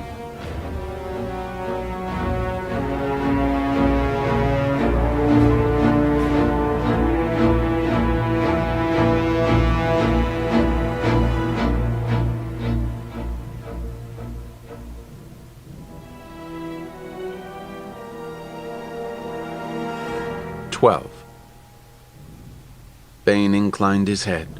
Anduin thought he caught a faint echo of regret from the torrent, but if it was there, it was gone an instant later.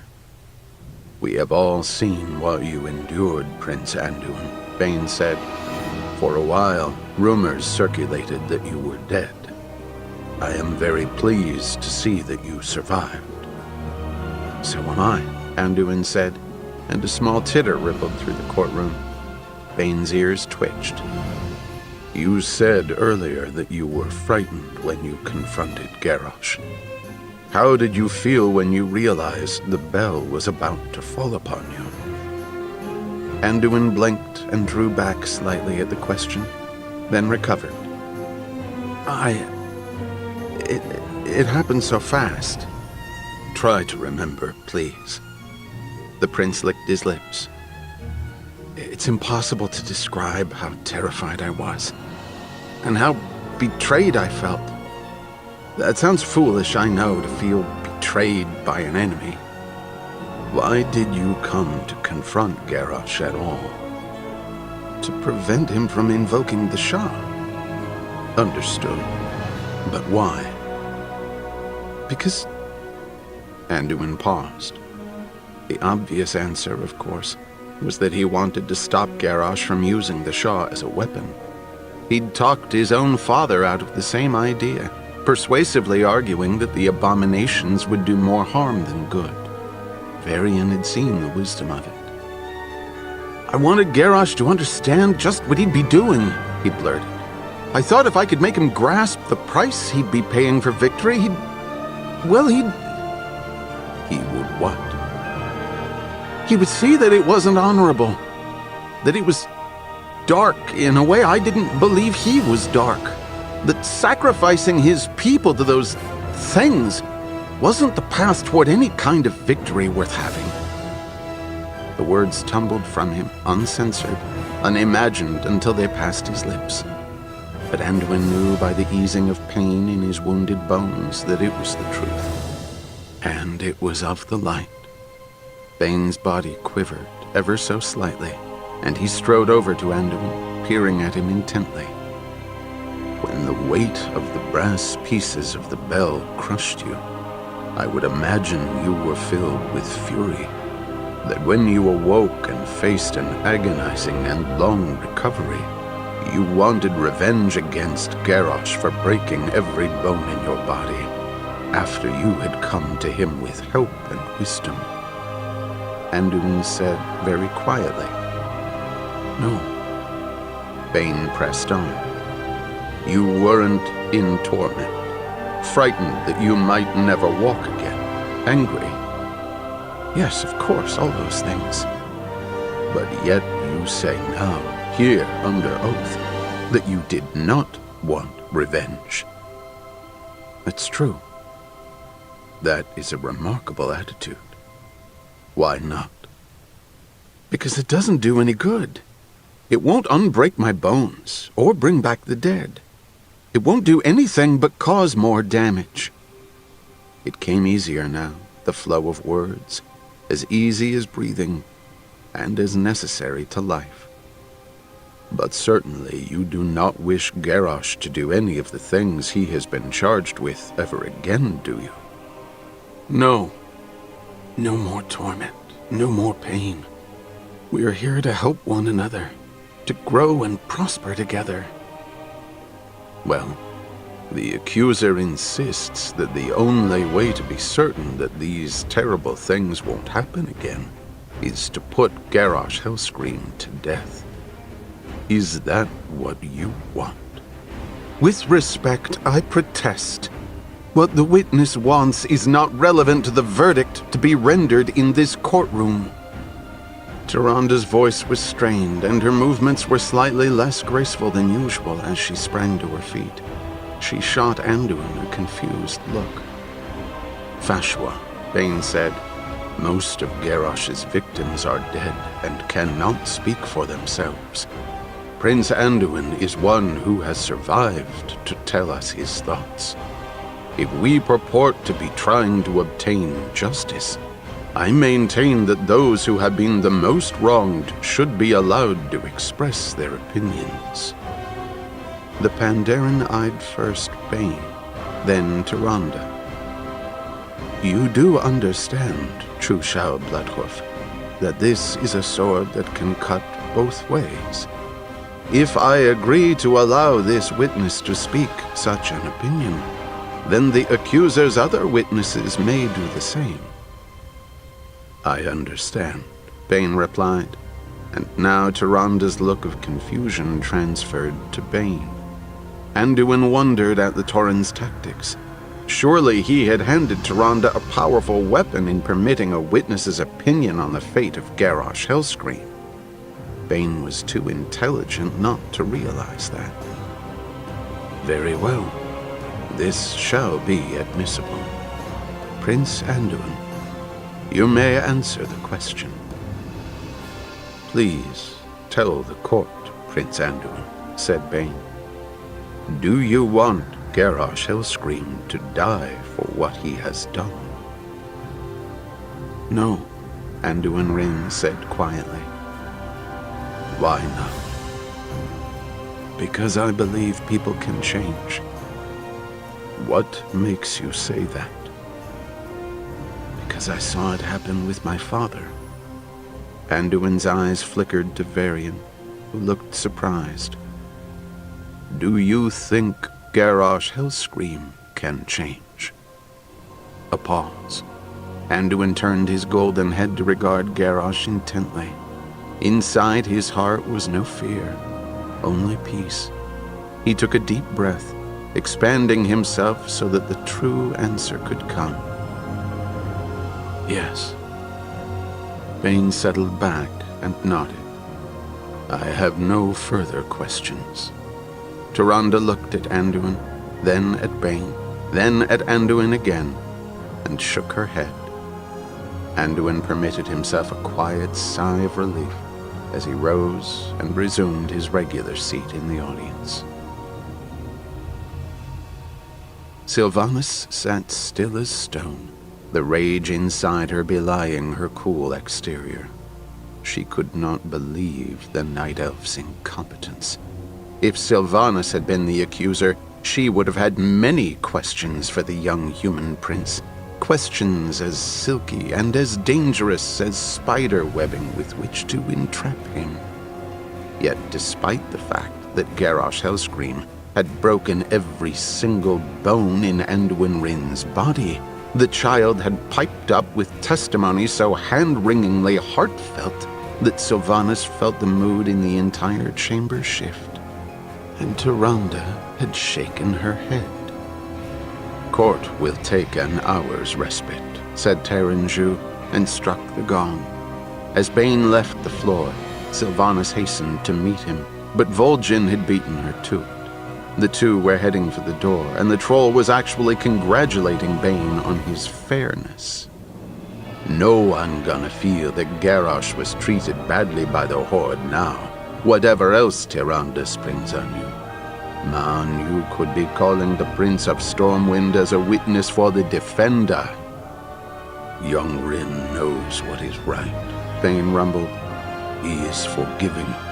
His word counts for much. More, apparently, than the word of the High Chieftain of the Tauren, snapped Sylvanas, falling into step beside them as they emerged outside. It was noon, and Sylvanas disliked the sun, but she was not about to back off.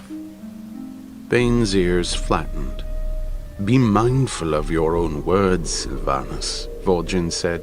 You don't know when you're gonna have to eat them. Fortunately, I do not have to be mindful of what I say when all of Azeroth is watching, or else I might become as much a bootlicking Alliance sympathizer as... Bane did nothing so obvious as roar and seize her throat. He merely stopped in his tracks, gripped her upper arms, and squeezed. He was so gentle and precise in his movements and speech when off the battlefield that she had forgotten he was a warrior, and one of the finest the Horde could boast. He could, she realized belatedly, snap her arms like brittle twigs. I am not an Alliance sympathizer, he said in a deep, calm voice. Nor do I lick boots. Let her go, Bane, said Vol'jin, and Bane obeyed. Sylvanas, Bane be doing his job, the job that I, his war chief, asked him to take on. He does it with honor. There be nothing wrong with that. Don't you go acting like there is. I do not object to him doing his job well, said Sylvanas, recovering her composure. I object to him doing it so well he might actually win.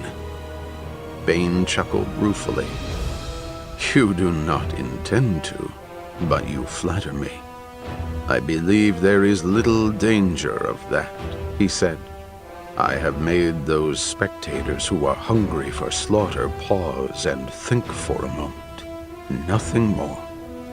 and that is all to the good. One should never make the decision to take another life lightly. Not in battle, not in the Mak'gora, not in a courtroom.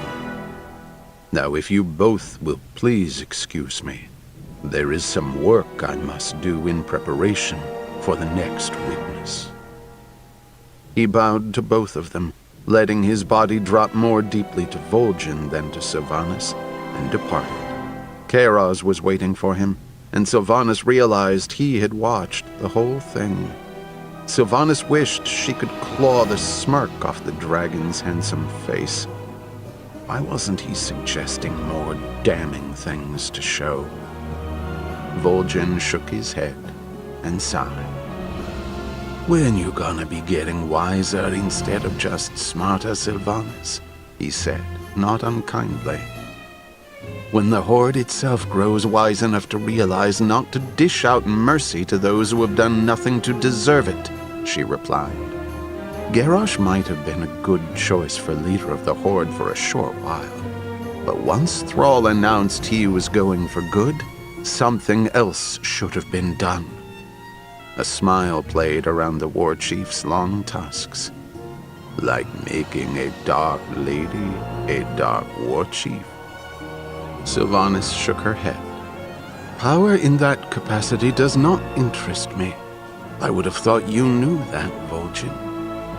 It was the best kind of lie, one that had some truth to it. She was indeed not interested in wielding power in so blatant and crude a fashion. He shrugged. "Who knows what you want, Sylvanas? Sometimes I don't even think you do."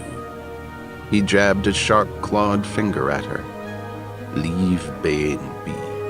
He not gonna rob you of your kill. You just need to let it come in its own time." He walked on, calling to one of the vendors for a quick bite to eat. Sylvanas watched him go, considering. Her anger had not abated. It never did. Anger was to her now what breathing had been when her heart still beat. But it had changed from hot and impulsive to thoughtful and controlled. Vol'jin and Bane were not thinking clearly. They were too caught up in how their own people functioned, in what Horde members would want to see, and how they would perceive things.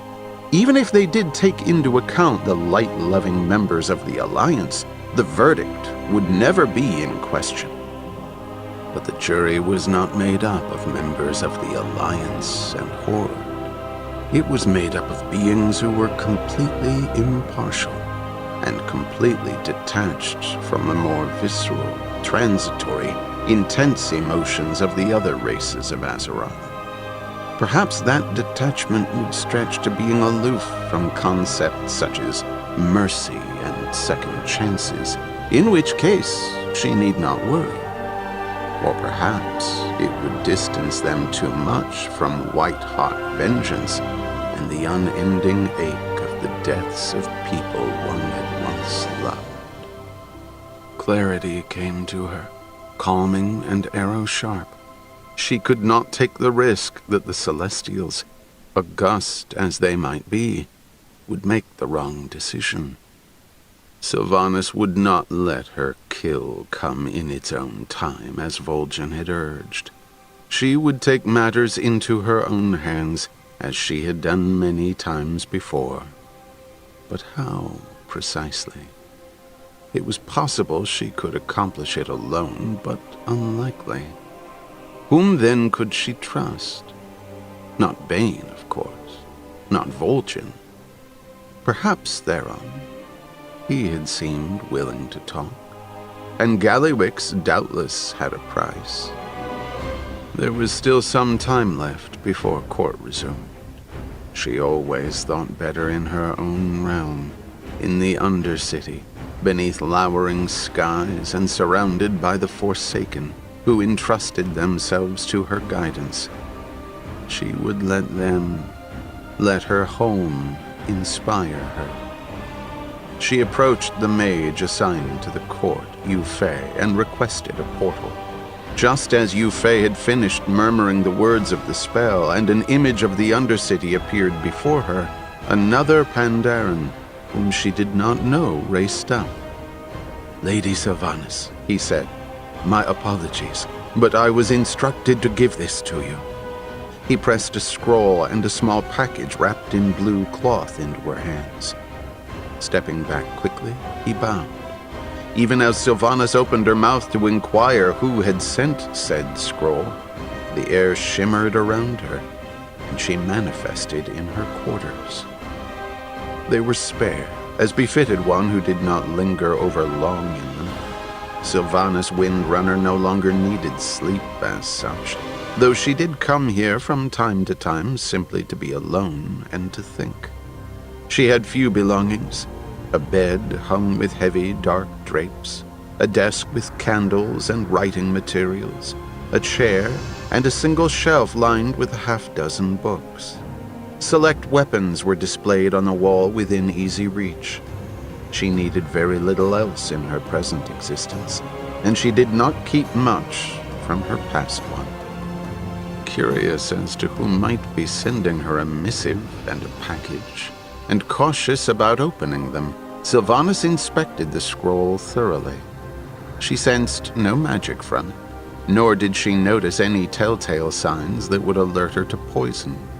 The scroll was sealed with red wax, but there was no identifying mark. Turning her attention to the package, Sylvanas noted that the blue cloth was an item commonly sold in all major cities. She shook it gently, and something clinked inside. Sinking down on the soft bed, she then removed her gloves, cracking the seal with a fingernail. The handwriting was elegant, the lines few. "Once we were on the same side. Perhaps we can be again." Sylvanas narrowed her eyes speculatively, trying to think who this mystery person might be. The handwriting wasn't immediately recognizable, but it was somehow familiar. She had a rather lengthy list of people who had turned against her, or whom she had defied. Amused, she unwrapped the parcel and opened the small wooden box. Her chest contracted, and she dropped the package as if it had bitten her. The banshee stared at its contents, then rose and unsteadily made her way to her desk. Her fingers shook as she unlocked a drawer. Here, untouched for years, was all that remained of her past. There were only a few items: decades-old letters, arrowheads from significant kills, some other odds and ends, the detritus of a life, and a small box. Part of her urged her to throw the new gift inside this drawer, turn the key, and forget again. No good could come of this. And yet, holding the box, she returned to the bed. With unwonted gentleness, Sylvanas lifted the lid and gazed at what was inside. An adventurer had found this several years ago, lying among the ruins of the spire where she had fallen. It had been returned to her. The memories it unleashed had nearly broken her then, and threatened to do so now. Such a small thing, to have such power over the Banshee Queen. A simple piece of jewelry. Sylvanas picked up the necklace, letting the cool metal rest in her hand and gazing at the blue winking gem that adorned it. Gently, she placed it down next to the one she had just received. They were a perfect match, save for the gemstones. Hers was a sapphire. This was a ruby. Different, too, Sylvanas knew, were the inscriptions. She opened hers and read, "To Sylvanas, love always, Illyria." Illyria, the second of the Windrunners to have left them. First had been their brother Lirith, the youngest of them all, and perhaps the brightest. Then Illyria, lost beyond the dark portal in Outland. Then Sylvanas shook her head, reclaiming her composure. Of the Windrunner immediate family, she was certain of only one who yet drew breath. Sylvanas opened the ruby locket, knowing what she would find, but needing to see it with her own eyes. To Verisa. With love, Illyria.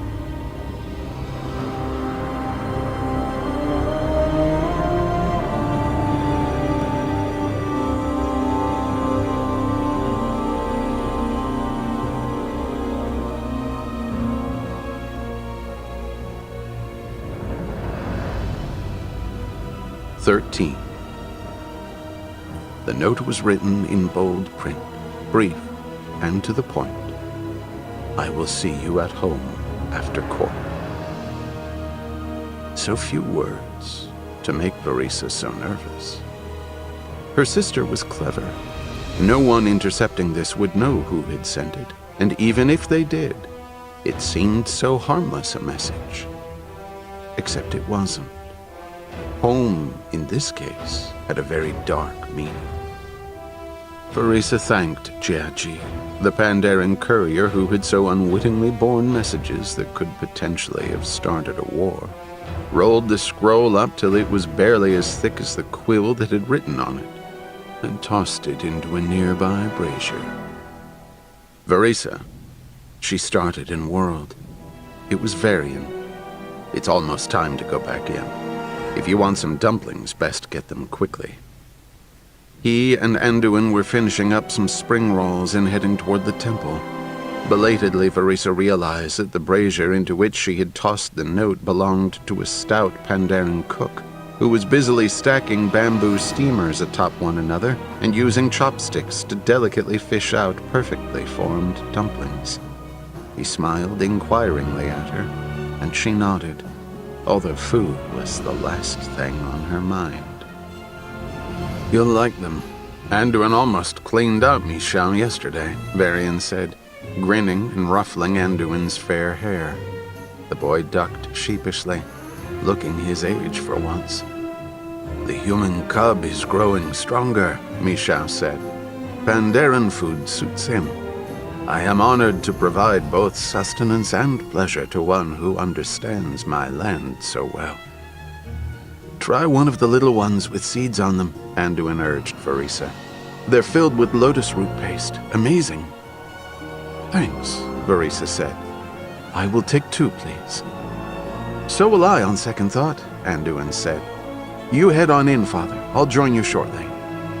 I will see you both in a few moments, then, Varian said, pulling his son to him for a quick hug and then striding off toward the arena. Anduin watched his father go, thanked Michal in the Pandaren's native tongue, and took a bite of the pastry. He closed his eyes in pleasure. These are so good, he said. Verisa was fleetingly reminded of her own sons and their inexhaustible appetites, but her thoughts quickly drifted back to Sylvanas. She made no move to eat. As he chewed, he regarded her, then asked, Are you all right? Verisa's heart sped up. He was too damned perceptive. How had she betrayed herself? Did he already know about? Of course I am. Why would I not be? She forced herself to eat a bite of the pastry.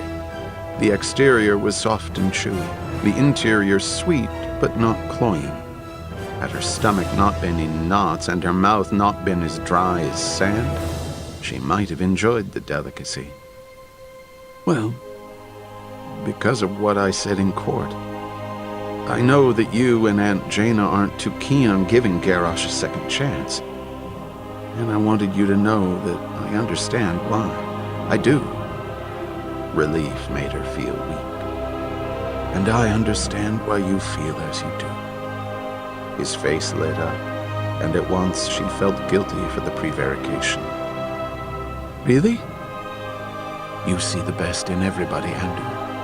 Everyone knows that. His expression sober. I know some people don't respect it. They think I'm too soft. Hey, she said, and caught his arm gently. You stood up in a courtroom full of people who would eagerly kill Garrosh with their own hands, and you spoke on his behalf. Soft people do not have that kind of courage. His irritation vanished, replaced by a winning smile. The boy is going to break hearts one day, if he lives long enough. Thank you, Verisa. That means a great deal, especially when it comes from you. And honestly, it's a little surprising. I'm afraid I count you among those who'd like to kill Garrosh with their own hands. No, I would not. I believe in the wisdom of this trial, and I believe the Celestials will do what is right. I'm really glad to hear that. As they walked together back to the courtroom, Verisa felt a fresh rage at Garrosh Hellscream for turning her into someone who would lie to a 15-year-old boy. To their surprise, a Pandaren guard was at the entrance, gently refusing everyone admission. Varian was talking to him, becoming more agitated, then finally turning away. He caught sight of Verisa and Anduin approaching and waved them to hurry up. His face was thunderous, and Verisa felt sweat break out on her brow. Could he have discovered? No. If he had, he would be attacking her himself right now. What is it? She asked, trying to sound curious and concerned, but not too much so.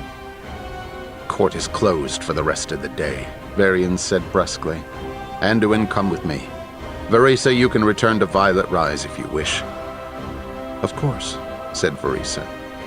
She did not do so immediately. On the pretext of finishing the bun, she lingered where she could look inside the temple. Taranju, Bane, and Tyrande seemed to be waiting for Anduin and his father. Bane began to speak. Varian crossed his arms and set his jaw. Anduin looked confused as he listened, and unable to contain himself, Varian started shouting at Bane.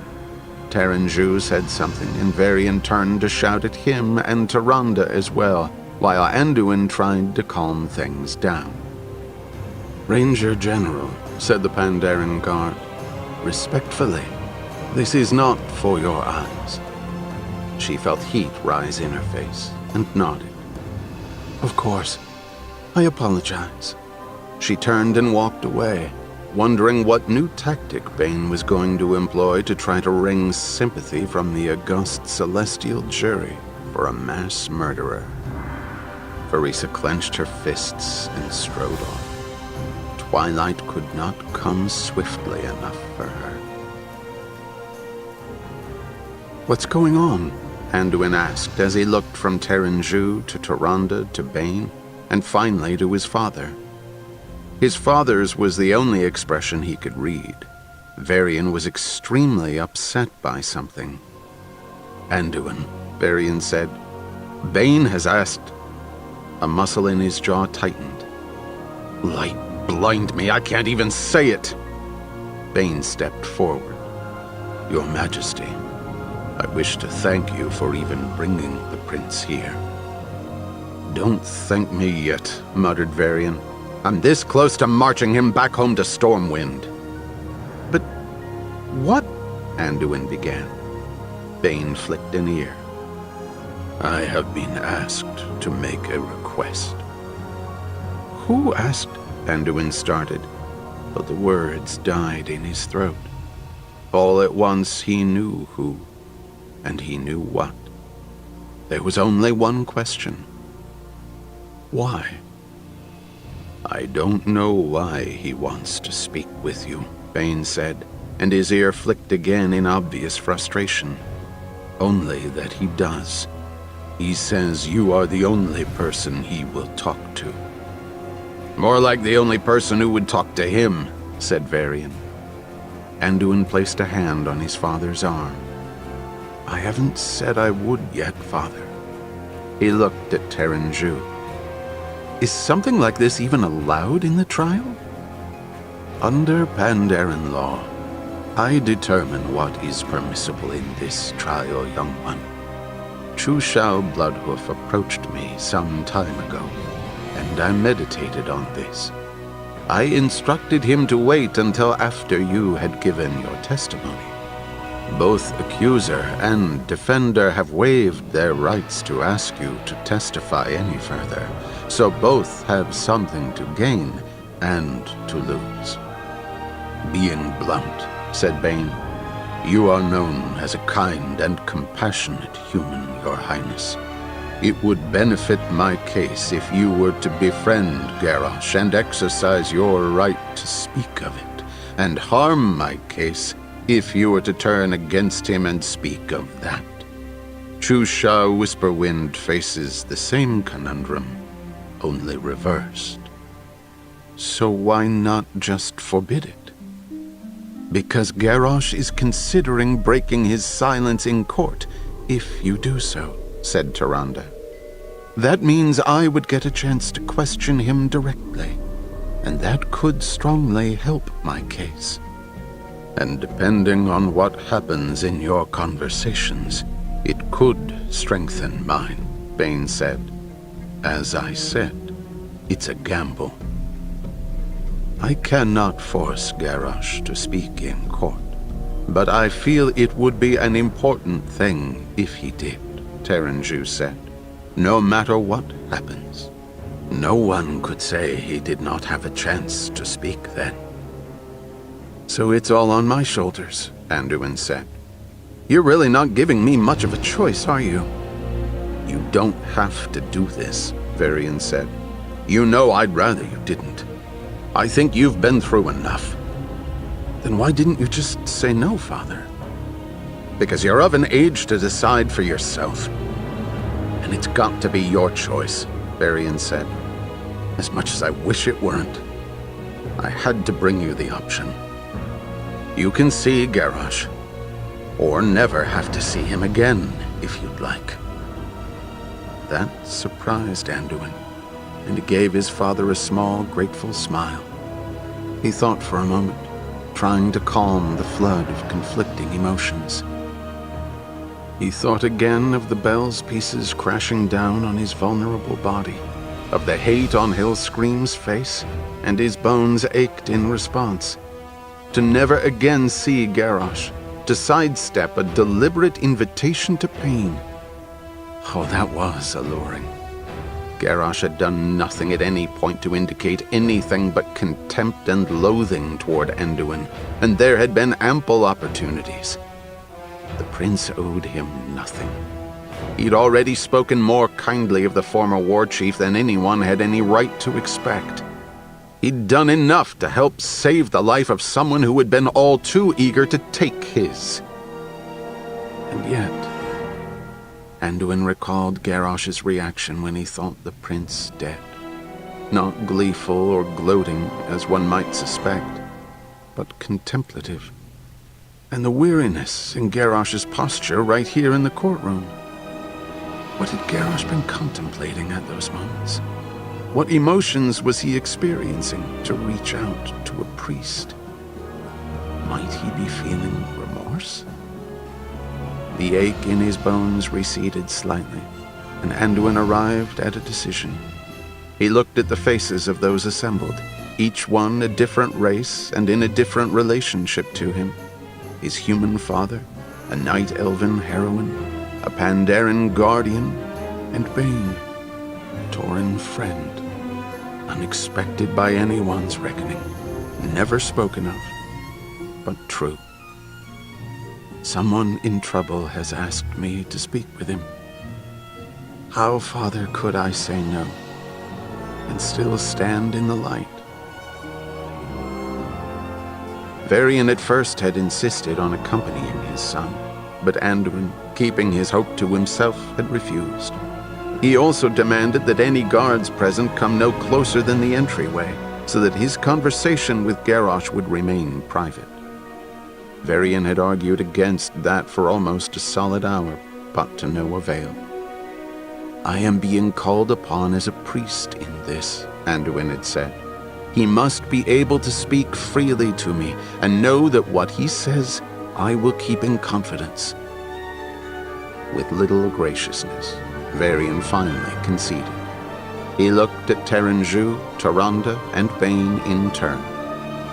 If any harm comes to Anduin, I will hold you all responsible, and I will then kill Garrosh myself, regardless of the repercussions, and damn these proceedings. Rest assured, King Varian, it is physically impossible for Garrosh to attack Anduin. Your son is completely safe, and I would not say it if it were not so, Terenju replied. Now Anduin stood outside the sectioned-off area below the temple.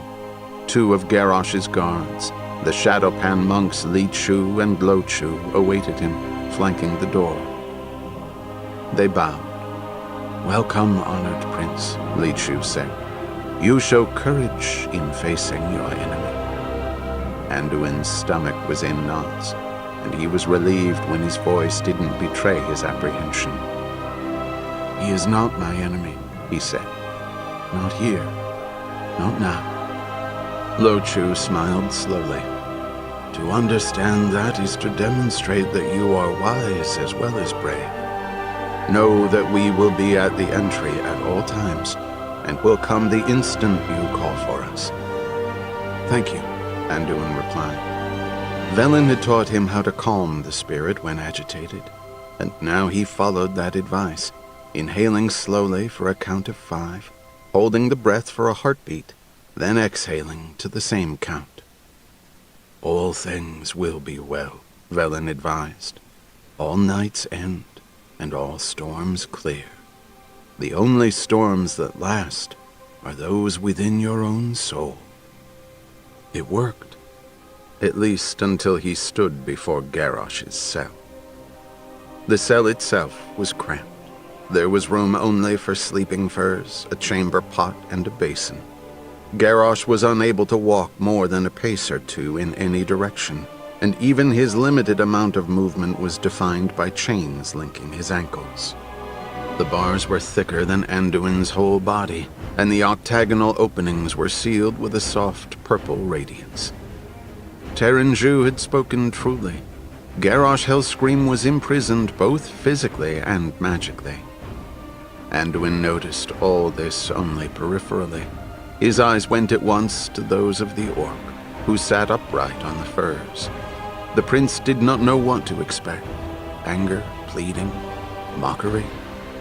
But none of those were present. On Garrosh's face was the same pensive expression Anduin had seen immediately after Garrosh had killed him. "Please do not touch the bars," Lo Chu instructed. "You may stay for up to an hour if you wish. Of course, if you desire to leave sooner, simply let us know." He indicated a chair and a small table, upon which sat a pitcher of water and an empty glass. Anduin cleared his throat. "Thank you. I'm sure I'll be fine." Garrosh did not even appear to notice the guards, so intent was he on Anduin. The brothers, as they had promised, retreated to the far back of the room. Anduin's mouth went dry. He sat and poured himself some water to ease the desert in his throat, and took a deliberate, unhurried sip. "Are you afraid?" "What?" The water splashed. Anduin's bones suddenly ached. "Are you afraid?" Garrosh repeated. The question was casually posed, as if the orc were simply making conversation. Anduin knew it for a verbal grenade. To either answer truthfully or lie would blow open a door to things Anduin had no desire to discuss. "There's no reason to be. You are restrained by chains and enchanted prison bars. You're quite unable to attack me. Concern for one's physical safety is only one reason to fear. There are others. I ask again, are you afraid?" "Look," said Anduin, ardently placing the glass on the table. "I came here because you asked me to. Because Bane said that I was the only person you agreed to talk to about, well, about whatever it is you want to talk about. Maybe your fear is what I want to talk about. If that's so, then we are both wasting our time. He rose and went for the door. Stop. Anduin paused, his back to Garrosh. He was angry with himself. His palms were damp, and it took every effort he could summon to refrain from shaking outright. He would not let Garrosh see fear in him. Why should I? Because you are the only person I wish to talk to. The prince closed his eyes. He could leave right this minute. Garrosh was almost certainly going to play games with him. Perhaps trick him into saying something he shouldn't. But what possibly could that be? What could Garrosh want to know? And Anduin realized that, afraid on some level though he might be, he didn't really want to go. Not yet. He took a deep breath and turned around. Then start talking. Garrosh pointed at the chair. Anduin shifted his weight from one foot to the other, then took the seat with deliberate, casual movements. He lifted his eyebrows, indicating he was waiting.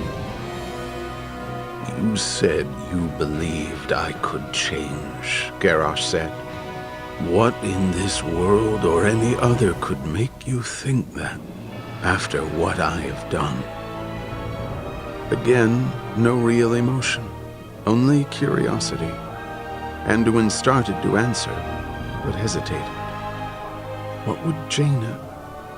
No. Jaina was no longer the sort of diplomat he wished to emulate. He felt a flicker of amusement when he realized that for all his threats of murdering Garrosh, Varian had now become more of a role model for Anduin than Jaina was. The realization was both sad, for he loved Jaina, and sweet, for he loved his father.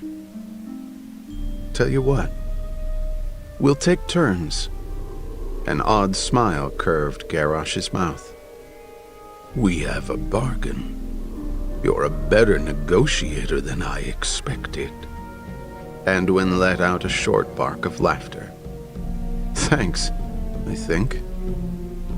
The orc's smile widened. You go first. The first point goes to Garrosh, Anduin mused. Very well. I believe you can change because nothing ever stays the same. You were overthrown as war chief of the Horde because the people you led changed from following your orders to questioning them, and finally rejecting them. You've changed from war chief to prisoner. You can change again. Garrosh laughed without humor. From living to dead, you mean? That's one way of doing it, but it's not the only one. You can look at what you've done, watch and listen, and really try to understand the pain and damage you've caused, and decide that you won't continue down that path if given another chance. Garrosh stiffened. I cannot change into a human, he growled. No one expects or wants that, Anduin answered. But orcs can change. You better than anyone should know that. Garrosh was silent. He looked away for a moment, pensive.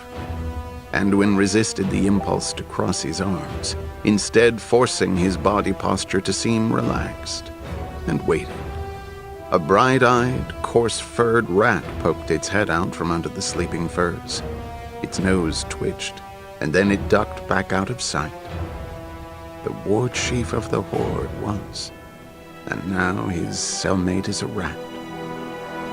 Do you believe in destiny, Anduin Rin? For the second time, Anduin was blindsided. What was going on inside Garrosh's head? I'm not sure, he stammered, his carefully maintained image of coolness dissolving immediately. I mean, I know there are prophecies, but I think we all have choices too. Did you choose the light? Or did it choose you? I don't know. Anduin realized he had never asked himself that question. He recalled the first time he considered becoming a priest, and had felt a tug in his soul. He craved the peace the light offered, but he didn't know if it had called him, or if he had set out in pursuit of it. Could you choose to deny the light? Why would I want to do that? Any number of reasons. There was another golden-haired, beloved human prince once. He was a paladin, and yet he turned his back on the light. Outrage and offense chased away Anduin's discomfort. Blood suffused his face, and he snapped, "I am not Arthas." Garrosh smiled oddly. "No, you are not," he agreed. "But maybe I am."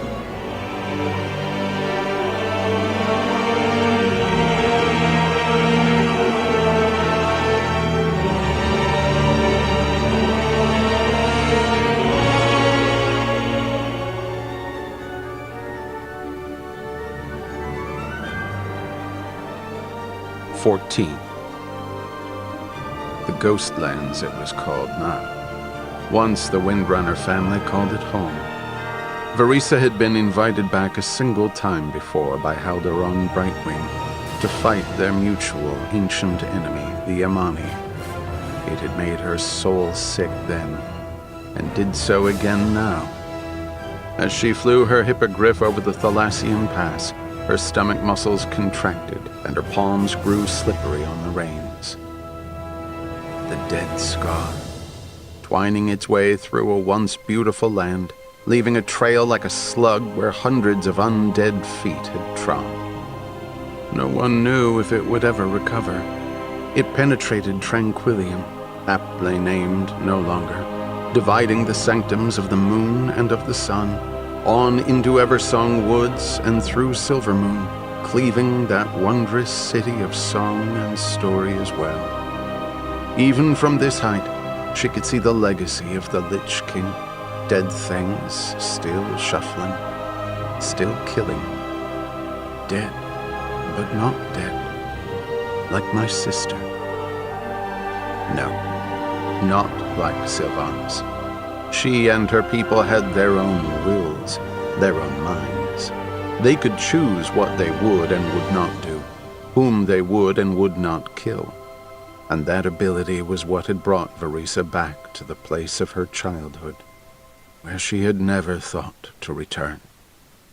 Her eyes were dry, her senses dull with the constant press of pain that had begun with word of Ronin's death, and had not ever truly eased. She steered her mount to the west, and could not help but wonder if Sylvanas was enjoying the thought of Varisa returning to Windrunner Spire. Seeing it again brought a wave of fresh pain, new and sharp, and adding fuel to her hatred. Orcs had not done this to her home, but orcs had taken enough from her. First her brother Lirith, and then Ronin, her great light. They desired to raise Quel'Thalas as thoroughly as Arthas later had. As she drew closer, Varisa's lip curled in a snarl. The spire, her family's spire, was crawling with walking corpses and transparent spirits. Banshees. The spirits drifted, seemingly as without aim in death as they had been full of purpose in life. Speckled in among them were hooded figures in red and black robes. Varisa knew who they had to be. They were the human followers of the Deathholm cult that had sprung up after Arthas's incursion, using Windrunner's Spire for some obscene and violent purpose. Using my home. Varisa let out a wordless shriek, and all the impotent anger that had raged inside her since Garrosh's defeat surged forward at this welcome outlet. She knocked and let fly arrow after arrow. The first one caught the acolyte in the eye. The second and third pierced throats before the victims even registered what was happening. The fourth target turned a shocked face up to Varisa, and his fingers flexed as he reached for a weapon. Then he too was dead. Leaping off her hippogriff before it even had a chance to land, she attacked the fallen rangers, swinging a sword that glowed as it sliced through incorporeal flesh, sending them to oblivion and presumably peace, with more rage than pity. Varisa winced as a banshee's howl shuddered through her body, but it only slowed her an instant before the specter's terrifying scream was forever silenced. The high elf added her own screams to the cacophony, jumbled phrases that said nothing, but spoke bitterly of poisonous anger and pain. Two more acolytes had the misfortune of being too slow in their spells. Varisa charged them, slicing the head off of one and following through to bring the sword carving across the chest of another. As he fell, blood spurting, she thrust the sword down through his belly. She caught her breath, yanking the sword free, looking about for any more enemies, living or undead, that might be converging on the spire. Varisa was unconcerned about being recognized. Few enough living beings ventured out here anymore. A hooded cape was sufficient disguise if an intrepid blood elf dared approach the deserted place, and any acolyte that saw her would not live to report back. The minutes crawled past. From time to time, Varisa heard again soft, mindless moans and sighs. She fought her adversaries back when their meandering brought them onto Windrunner property, ruined though it was. Mist, clammy and cold, clung to her skin. She began to pace back and forth, wondering if this was all some kind of cruel trick on Sylvanas' part. Her sharp ears caught the faintest of sounds behind her, and she whirled, bow ready, arrow nocked. Before she could let the missile fly, there was a splintering of her arrow's shaft, and the string twanged. The archer, clad in black leather, had shot Varisa's arrow right out of the bow. The newcomer brushed her hood back. Glowing red eyes pierced the haze, and black lips twisted in a sardonic grin. 13. The note was written in bold print, brief and to the point. I will see you at home after court. 12. Bane inclined his head. Anduin thought he caught a faint echo of regret from the Tauren, but if it was there, it was gone an instant later. We have all seen what you endured, Prince Anduin, Bane said. For a while. 11. Most would have assumed, when Shokia turned up in Hammerfall, that she was so disheartened. 10. Bane sat for a long moment. He hoped he exuded calmness. In reality, his anger was threatening his ability to question. 9. Please tell us your name and your trade, said Tyrande. The second witness she had called was an orc. He was of middling years, stout, with skin that was an onion.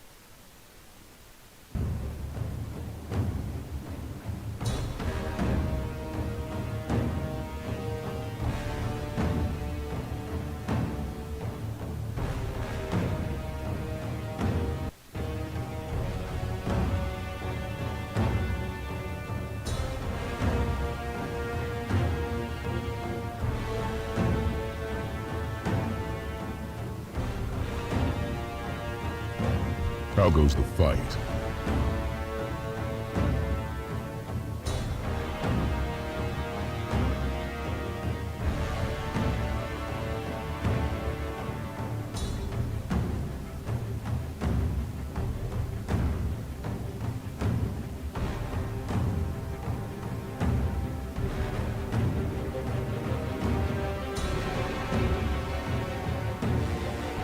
Spirits walk with you.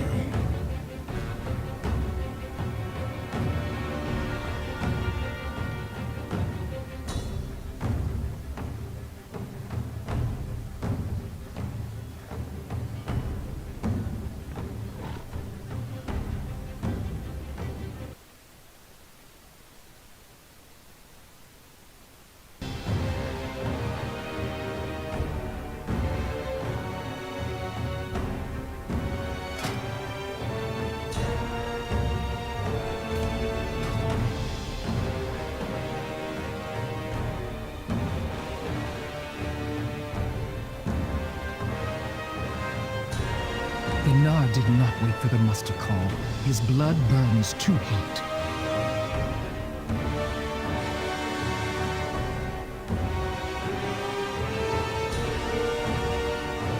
Go, win us a great victory. Tell my husband I will defend the town until he returns.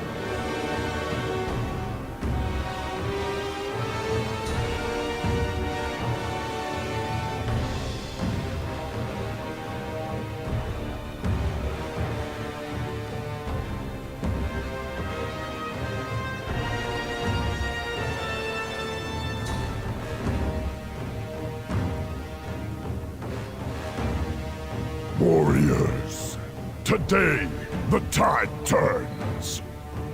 We will claim Bladespire Citadel as our own. Fight as one. We win this together!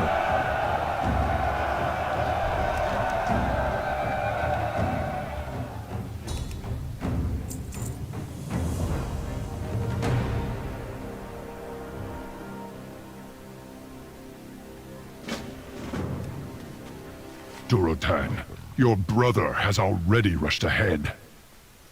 Gunnar is a great fighter, but he is impatient. He has taken some of our best warriors with him. He never listens. His ruthlessness may cost us.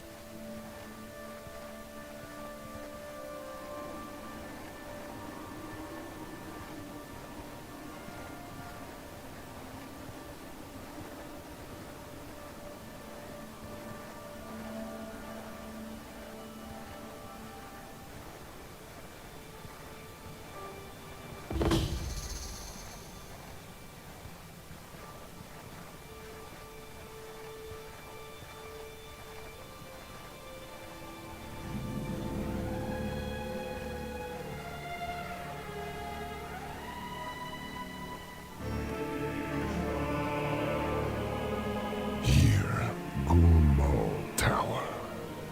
This will be our...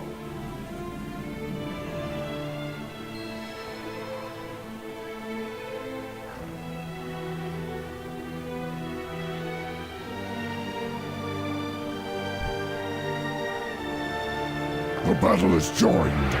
Loch Naraj!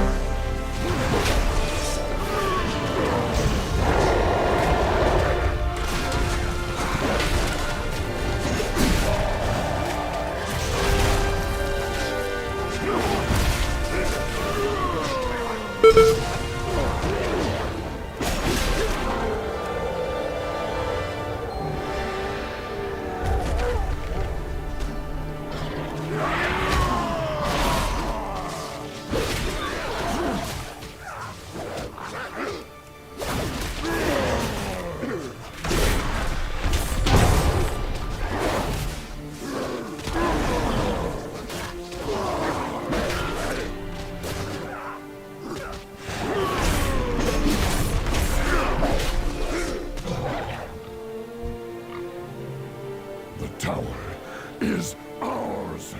Regroup and press on. Welcome, friend of the Frost Wolves. In one another, we find strength. In family, there is power.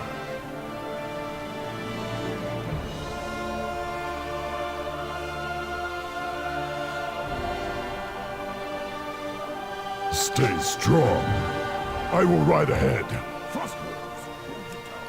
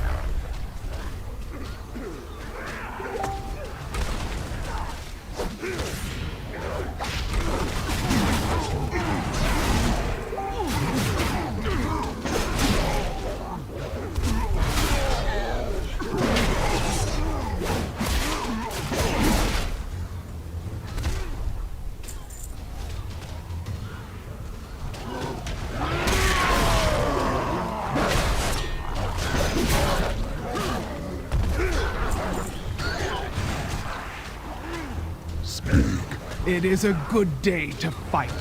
What is it?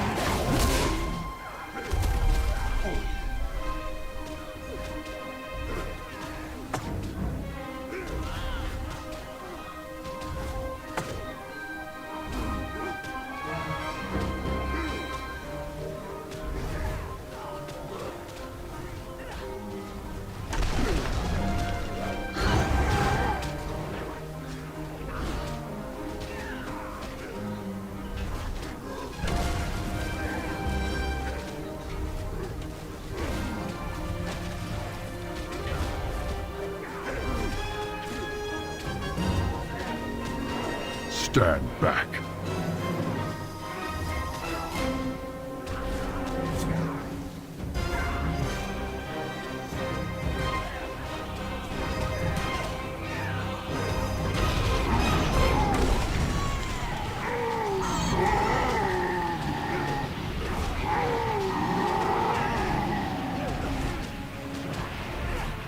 It seems the elements of Draenor do not respond to me as they do on Azeroth.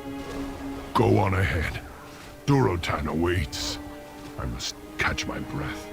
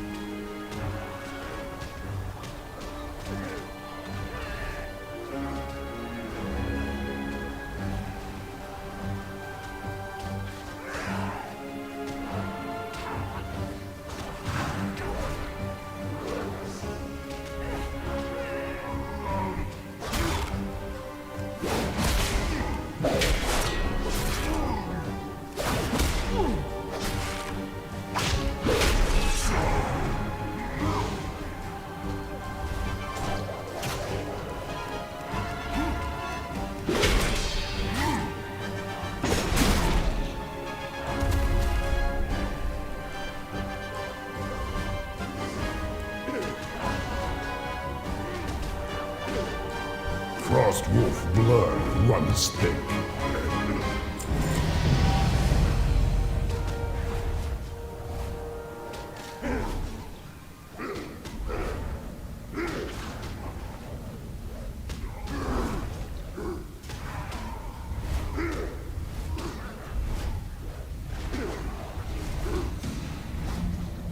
Make us. I will get these orcs to safety and meet with you outside.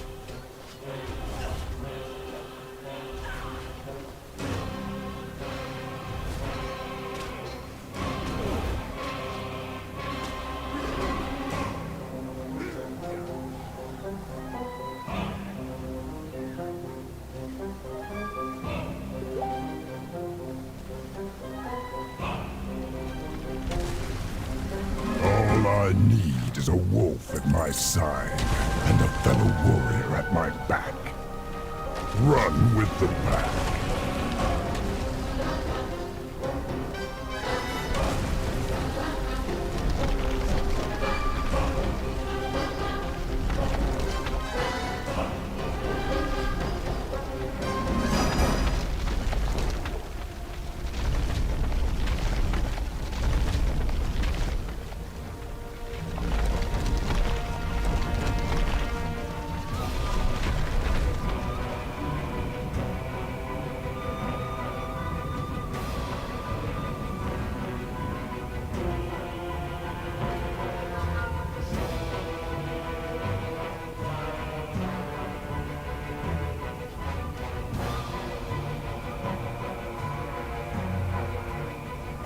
Loktar, Commander.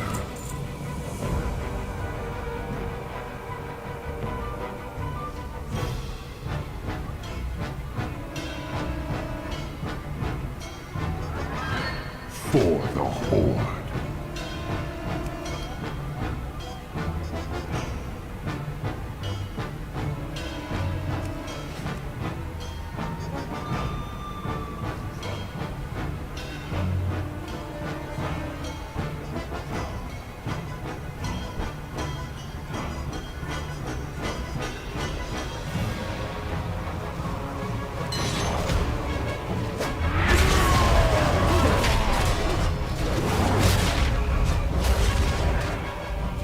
Attack!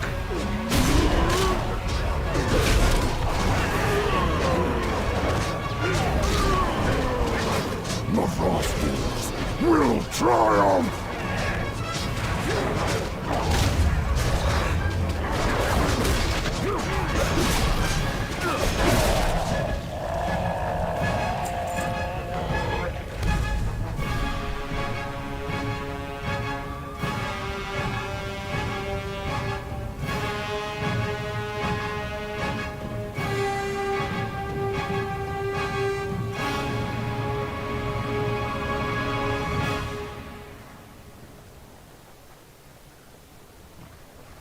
This is a savage land.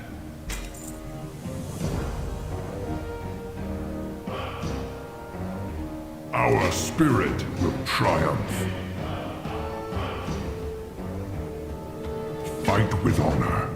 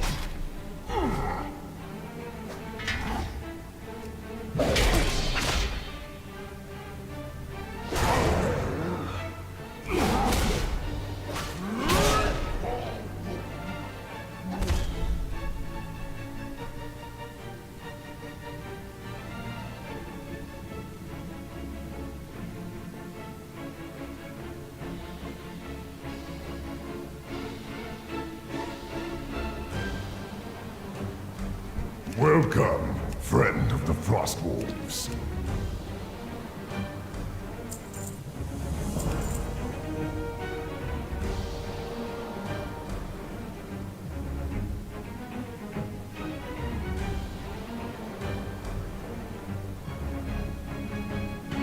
It is up to you, champion. I will stay here and help with the wounded slaves you rescued. This land is nothing like Azeroth. Lotaro Gar, champion.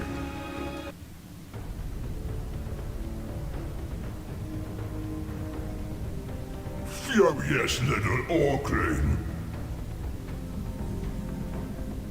In your blind rage, you rush to face my ogres alone.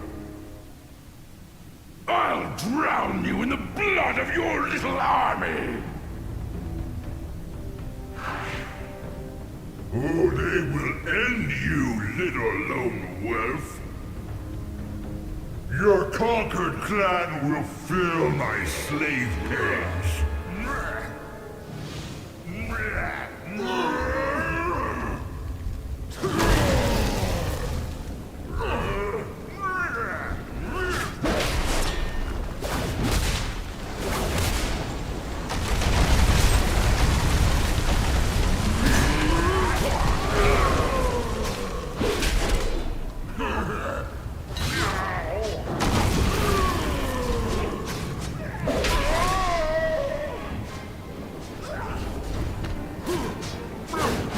You are tiny, useless insects.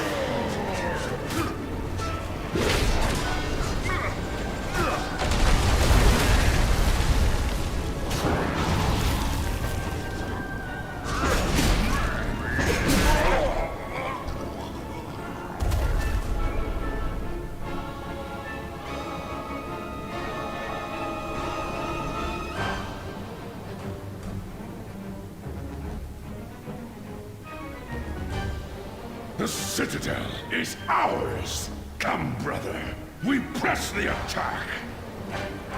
No, Gunnar! We are surrounded and exposed. We must fortify.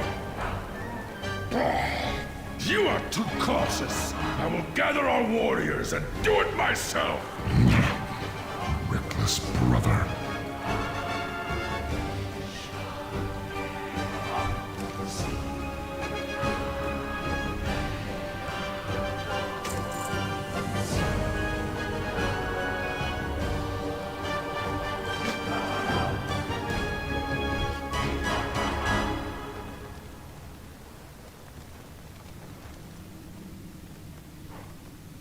You have proven yourself loyal to my clan, capable of great things.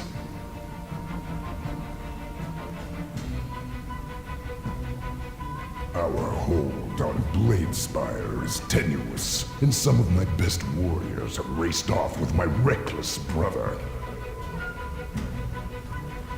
I was impressed by your skill in our battle against Dorog the Ruthless.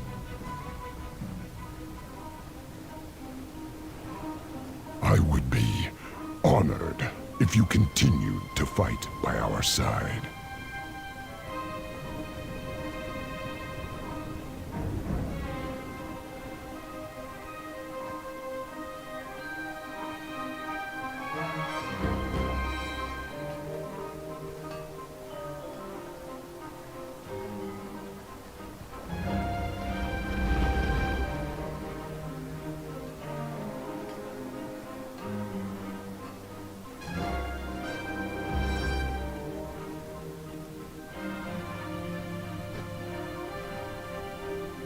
We fight together, or die alone.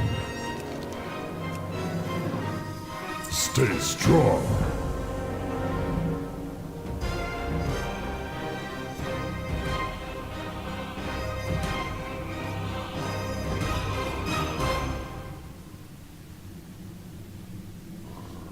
Never when you see Draka, tell her that I will be home soon.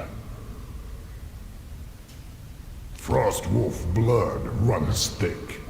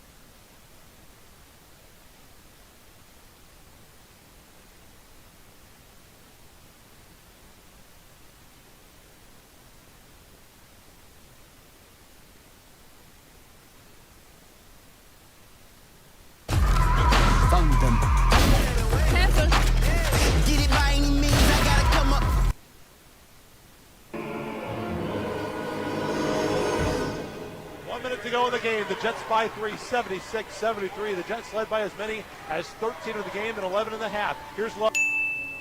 Meanders in. Kick out. Nawasi for 3. Bang! I said my time was coming. People like how you know. I seen the rain, man. And when it rained, it post. The dream, distant vision, killing every show to show. Wishing God willing, making me. Everybody pulls their weight.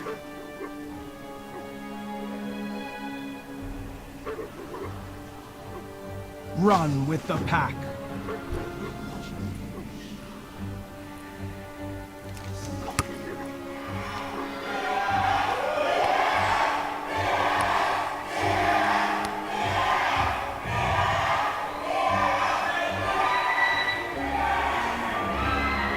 I'll keep on saying I'm the greatest until we both believe it. Nothing's impossible. Stacks! You ready? I gave up hooping for these rapping ways. I told my mama we see better days. I'm going hard like when I masturbate. I guess I never passed the age. I remember days I didn't pray and now I'm on my knees. That shit was just a phase. I garnered fame but I ain't never changed. They say I'm humble but they didn't know I'm staring death right in the face, forcing me to calculate, think about every move I make. They could never take me, I'm a guardian the heaven's gate. Now I'm here to captivate, moving at a rapid pace. Nothing into something, I was Daxter when they can't erase. Separating fame from actuality, I navigate while moving through a sea of pessimistic people that are fake. Imitate, innovate, educate, infiltrate, separate, segregate, all just to accelerate a path that I was destined on to walk, and I refuse to wait for someone else to crown me, so I named myself the heavyweight champion. If I get knocked off, I will be back again. Those who didn't believe, I close my eyes and turn my back on him. Speaking mediocrity, don't understand like Mandarin, so if it ain't success, man, I ain't picking up or answering. I'm the one who put myself here. I'm the one who told the devil, fuck off, it's only God I fear.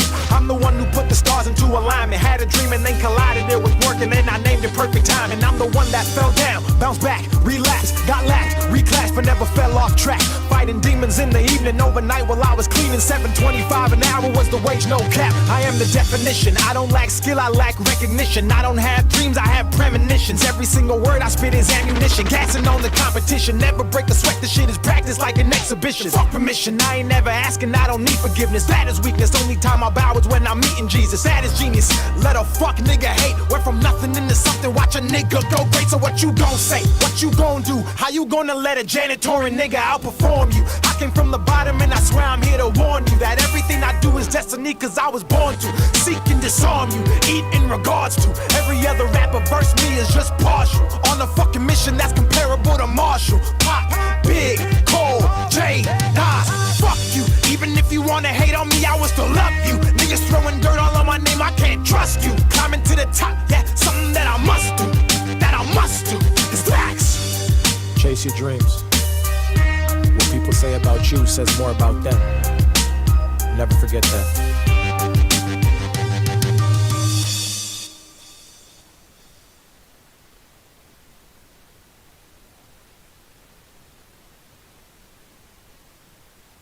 I don't know, I really don't think R. Kelly would do that.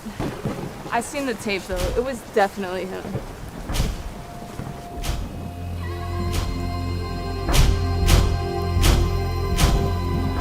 Oh my god. What the fuck is that? Angela, what are you doing?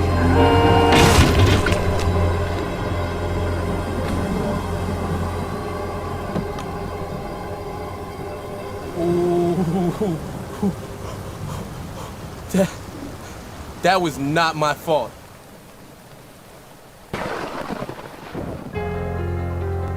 You should've knew I was coming. Bitch, you should've knew I was coming. You should've knew I was coming. Bitch, you should've knew I was coming. Yeah. Bitch, you should've knew I was coming. Came up from nothing, cleaning up toilets in Kansas. My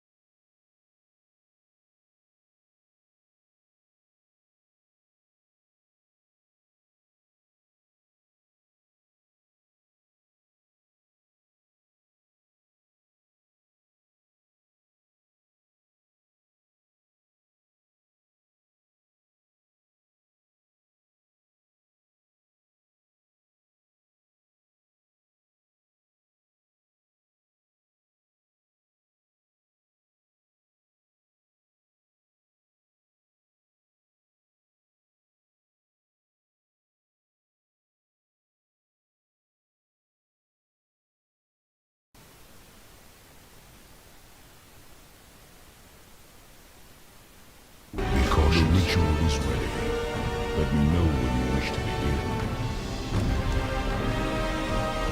Run with the pack.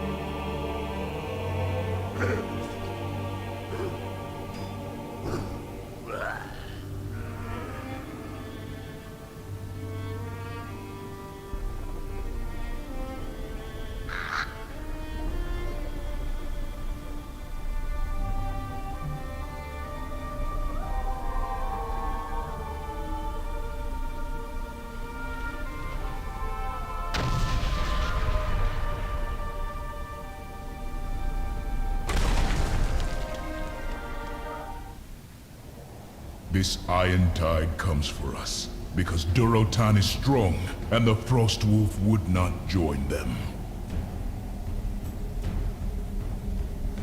How goes the fight?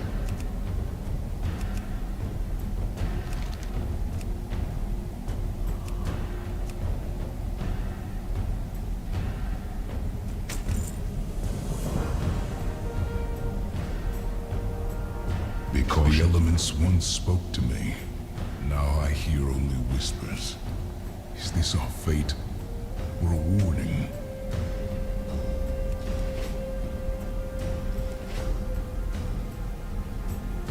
Who is there? Spirits walk with you.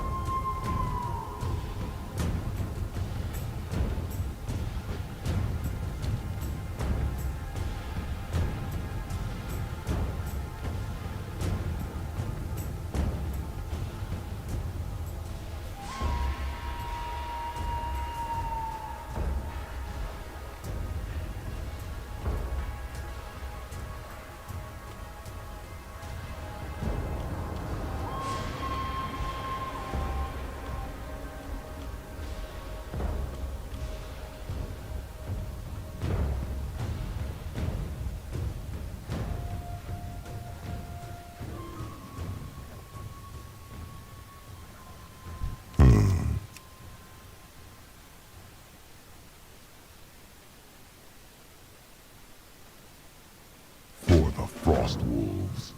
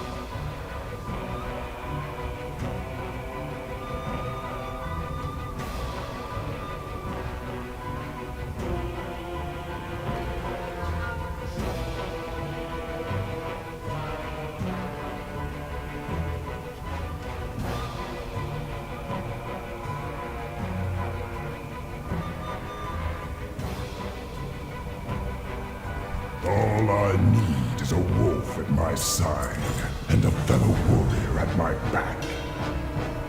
Runners. Impatience could tear the Frostwolves apart. It is just like my brother to put his own needs above the clan. Don't worry. This hero will convince Gunnar to return. Your brother values strength, and my friend possesses that in abundance.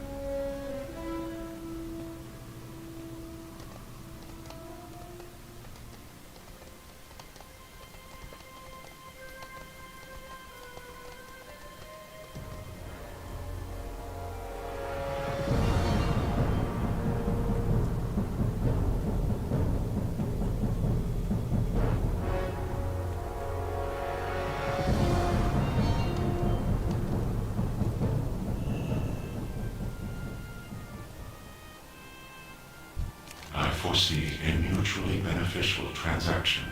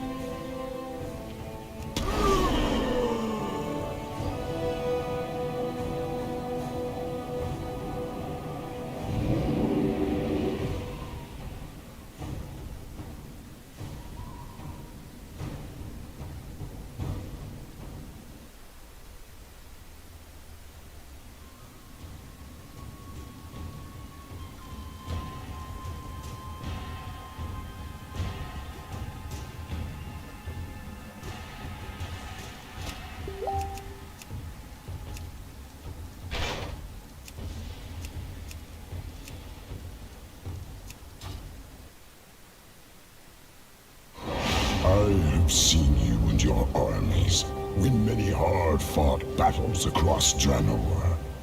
We now face our greatest challenge as we attempt to unite against the Iron Horde.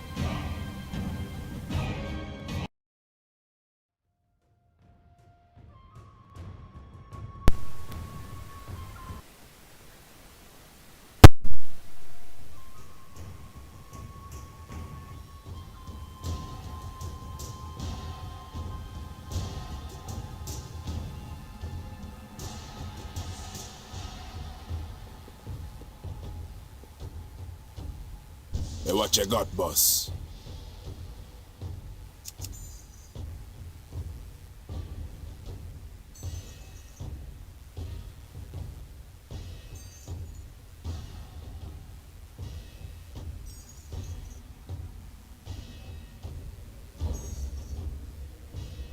And don't be getting mixed up in the voodoo.